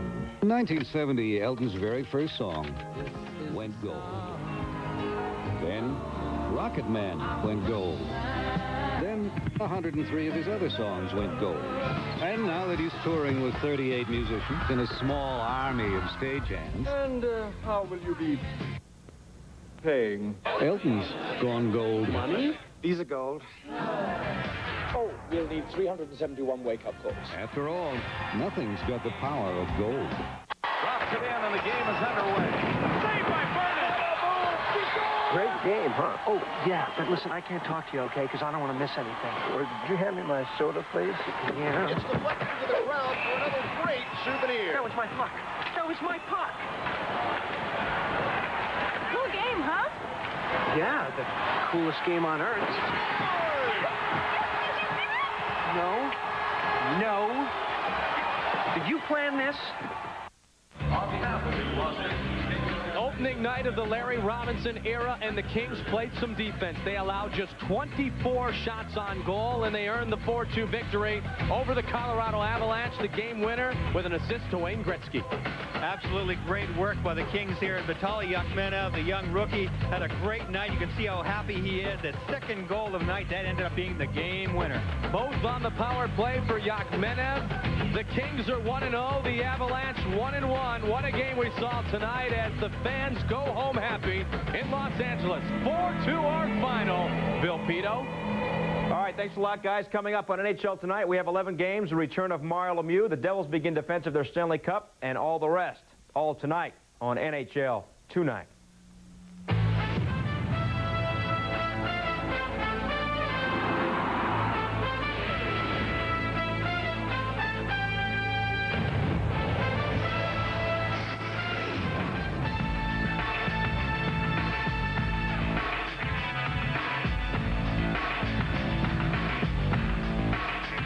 Hi there, Bill Pito on NHL Tonight. It is great to have you with us. The return of Mario Lemieux, playing in a regular season game for the first time since April 11th, 1994. Lemieux may not recognize his teammates. Owner Howard Baldwin took a knife to the Pens' budget in the offseason. The result, both Samuelsons are gone, Luc Robitaille is gone, Kevin Stevens and Sean McEachern are in Boston, and Larry Murphy plays for Toronto. And it was the Maple Leafs opening up against Lemieux and the Penguins.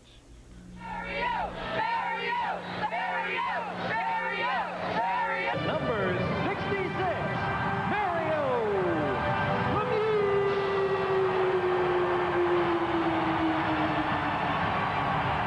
Lemieux's back, just 48 seconds in now. Francis tries to get fancy with the puck, turns it over. Gilmore feeds Nedved.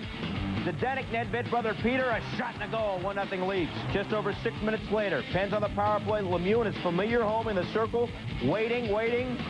Finds Ron Francis. He shoots and scores. It's a 1-1 hockey game. 2 minutes later, another Pens power play. Lemieux in the same spot. This time he shoots. Would he score? It looks good, but penalty. Yager had knocked down Potvin in front. No goal. After a Matt Sundin goal made it 2-1. Penn shorthanded. Richard Park played a little bit last year. A developing situation. A 2-on-1. He shoots and scores. His first NHL goal, and it's tied at 2. Minute and a half later, Leafs very sloppy. McCown gives it up. Yuskevich will give it up. Gilmore will give it up. Peter Nedved says thank you very much. And it's 3-2. Still in the first. Francis beats Hendrickson in the draw. Francis, the great pass to Yager. He's got to go. 4-2 Pens. Some analysis. This is how scorers score. Yager breaks to the net as soon as the puck is dropped. And the pretty move beats Potvin. Just over a minute left in the first. Todd Gill's shot. Stopped. Sundin bangs home the rebound. His second goal of the game. 7 goals in the period. 4-3 Pens after 1. Second period. Pens power play. Lemieux to Zubov. First game is a Penguin. Yager gets the rebound. Beats Francis. One time and a bang. 5-3 Pittsburgh. 3 minutes later now. Pens shorthanded. Shorthanded, they get a 3-on-1. Zubov to Yager to Zubov. Zubov scores. Perfect execution. 6-3 Pittsburgh. More Yager analysis. Watch this move. In motion between his legs. He shot it, didn't score it, but a great move anyway. Third period, power play. Lemieux to Zubov. His shot is stopped, but Thomas Sandstrom bangs home the rebound, and Pittsburgh goes on to win 8-3. Lemieux, 4 assists. He had 6 shots on goal. 2 goals apiece for Sandstrom and Francis, who also had 2 assists. Pittsburgh 4 for 7 on the power play. 2 other goals were shorthanded. Yager, who missed most of the preseason with a bad groin, had a goal and 2 assists. Lemieux, numbered. He came back from back surgery on January 26, 1991, had 3 assists in that one. In March of 93, Lemieux had a goal and an assist after missing 20 games after being diagnosed with Hodgkin's disease. On February 12, 1994, Lemieux missed 38 games due to a back injury, returned with a goal and an assist. And in this one, Lemieux, after sitting out all of last year, gets 4 assists. Elsewhere, Panthers and the Devils, the Stanley Cup on display during pregame activity. The banner raised from last year's Stanley Cup championship. First puck would be dropped by Seinfeld actor Patrick Warburton. He's telling Scott Stevens to, Scott, focus, focus. Scott, focus. That's what he's going to say, right? Focus, Scott, focus, focus. And Scott's listening. First period, Thomas just over from the Islanders, tries to get a backhander, but John McClain in there. A shot in the goal, Devils up 1-0. Seconds later, Bobby Holik gets out in front, and he's got a goal. Devils with 2 goals in 29 seconds. They're up 2-0. Still in the first period. Dvorak takes a shot with Martin Baudouin there with the stick save. Devils up 2-0 after 1. Second period, Baudouin. This time, another deflection. Devils still lead 2-0 after 2. Third, John Chambers, the pass to McClain. He's got a shot in the goal. Devils up 3-0. Late in the third, bottom of the screen. Jim Dowd. Right there, called for hooking. Panthers also pull Beezer to add an extra skater. And with Beezer out of the goal, Stefan Richer, a wide open shot, and it is in there. Closer look, Richer gets help off the deflection there, and that one is in as the Devils go on to win 4-0. Doug McClain losing his first game as head coach of Florida. Brodeur, of course, missed all of preseason because of a contract dispute. He was sharp, although he had to make just 17 saves, just 7 in the final 2 periods to record the 7th shutout of his career. That's the most shutouts for any goalie in the history of the Devils. Panthers now 1-7-2 in their history against New Jersey and NHL tonight. Back of the night. Coming up, Philly at Montreal. Would the Legion of Doom doom the Canadians? The answer to that and more as we roll on right after this.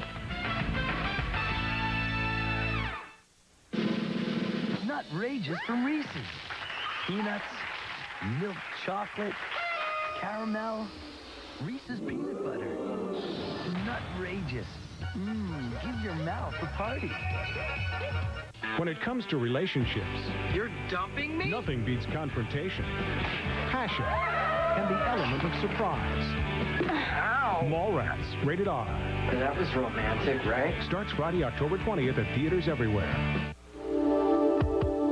There's one antiperspirant to use when you're extra, extra close.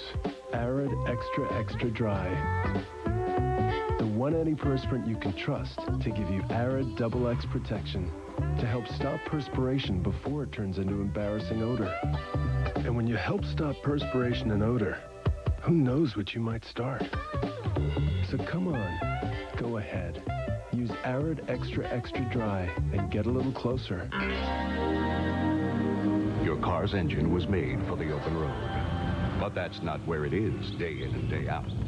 Stop-and-go driving can kill an engine by creating deposits and wear that rob performance and shorten engine life. That's why you need the added protection of TM8, a new engine treatment from Valvoline. TM8 coats moving parts with 8 friction-fighting ingredients, including Teflon. So no matter where you are, your engine will run just like it's on the open road. TM8 from Valvoline, because driving is more stop than go. When you're Barry Sanders, one of the quickest men in the NFL, some days it seems like no one can touch you. No one can catch you. No one can even come close. Anyway, coming through. Men on a Mickey D's mission. Sausage McMuffin with egg, 4-minute milers coming through. Now you can convert $2 into 2 Morning Fresh Sausage McMuffins with egg, or 2 hot, tempting Quarter Pounders with cheese. But the clock's ticking, so hurry.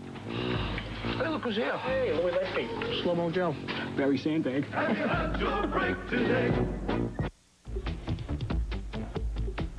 You know, that music can only mean one thing. Melrose's Place is all over the place. Fax Barry Melrose a question or email a question, and Barry will give you some kind of answer.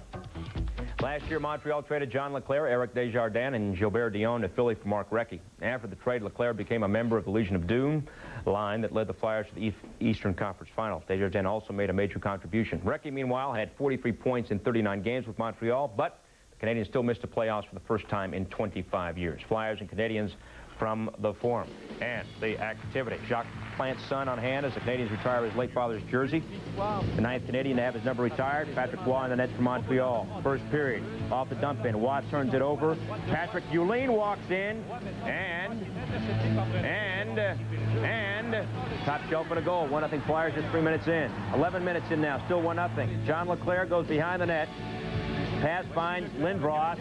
The Legion of Doom's got a goal. 2-0 Flyers. Waugh says, which way did it go? Minute and a half later, here comes the Legion of Doom. A 3-on-2. Renberg shoots. LeClaire, the former Canadian, got a goal on the rebound. 3-0 Philly. 1:15 later. The floater at Waugh. Trickles right through. Rob DeMaio gets credit for the goal for 1-0 Flyers. Jacques Demers says, what in the world's going on? Second period, more trouble. Brent Fedek gets the pass. Brings it.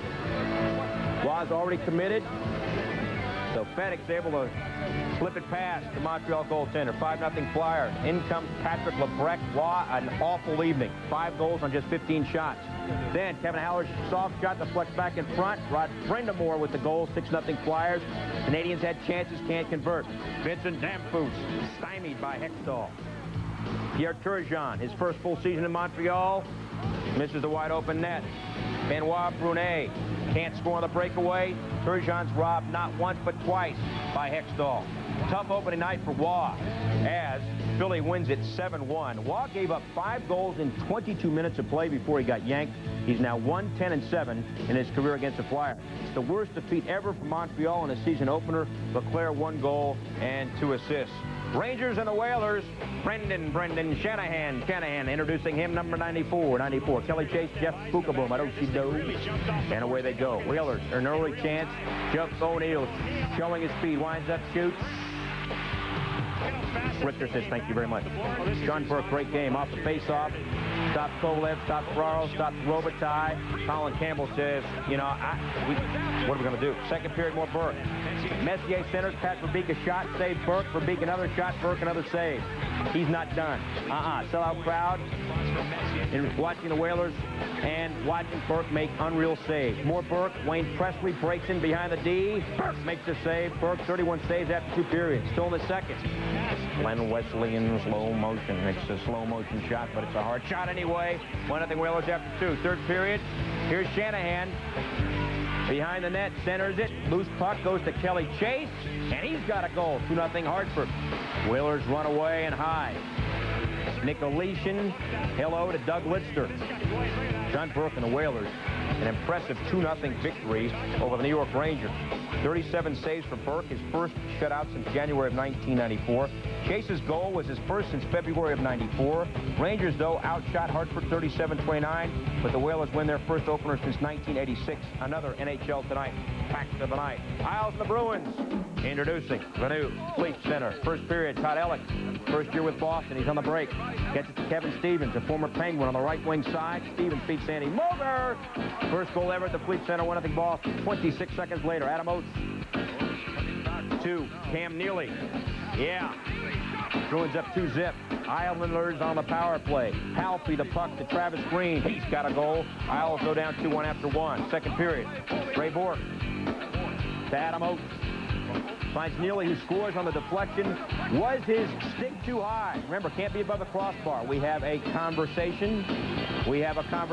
And it turns out that the goal would count for Neely. Bruins up 3-1. Still second period. It's going to be Todd Bertuzzi, the rookie.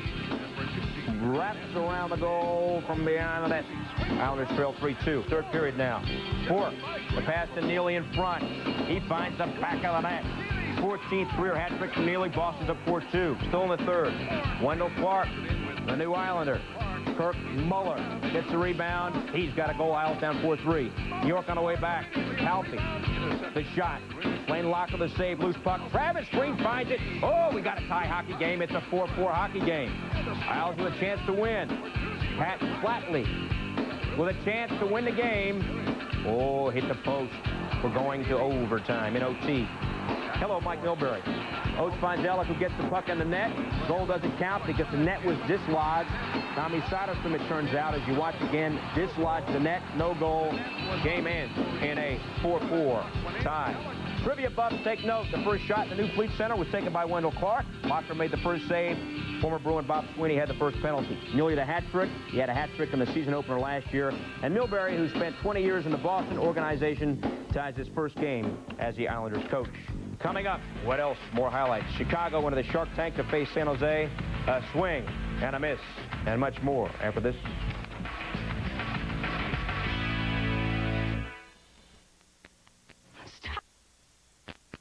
For years, Don Giovanni's Pizza Restaurant and Cafe has been tempting hungry mouths with their delicious crusts, super sauce with plenty of cheese, and tantalizing toppings served piping hot, fresh from the oven. It's the best pizza in town. Eat in, take out, or call for delivery. We also specialize in pasta dishes, dinners, platters, and house specialties, all served daily in our spacious dining room or new cafe. Don't forget our strombolis, hoagies, and steaks. Don Giovanni's has it all. Enjoy Giovanni's Pizza Restaurant and Cafe, 7100 Castor Avenue. It's the best, baby.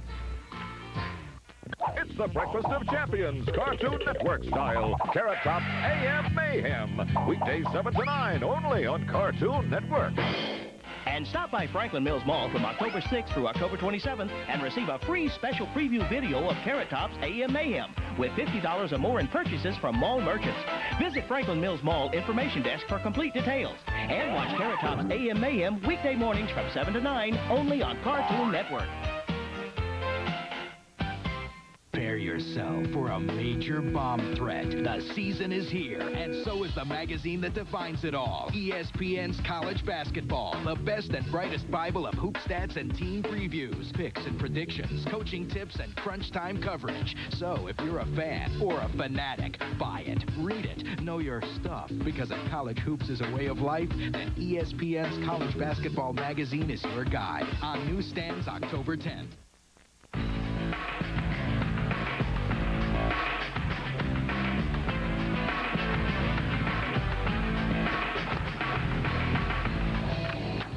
Welcome back on the fly. Other hockey news, notes, and information. Ottawa acquires restricted free agent Frank Nussel from Calgary. The Senators still have to sign him. Colorado re-signs holdout Scott Young, who was a restricted free agent. And Alexei Yashin, who left Ottawa on Thursday, is playing for Russia's Central Red Army team. Because he's under contract with the Senators claim NHL rules prohibit Yashin from playing in Russia. Ottawa GM Randy Sexton says the matter is now in the league's hands.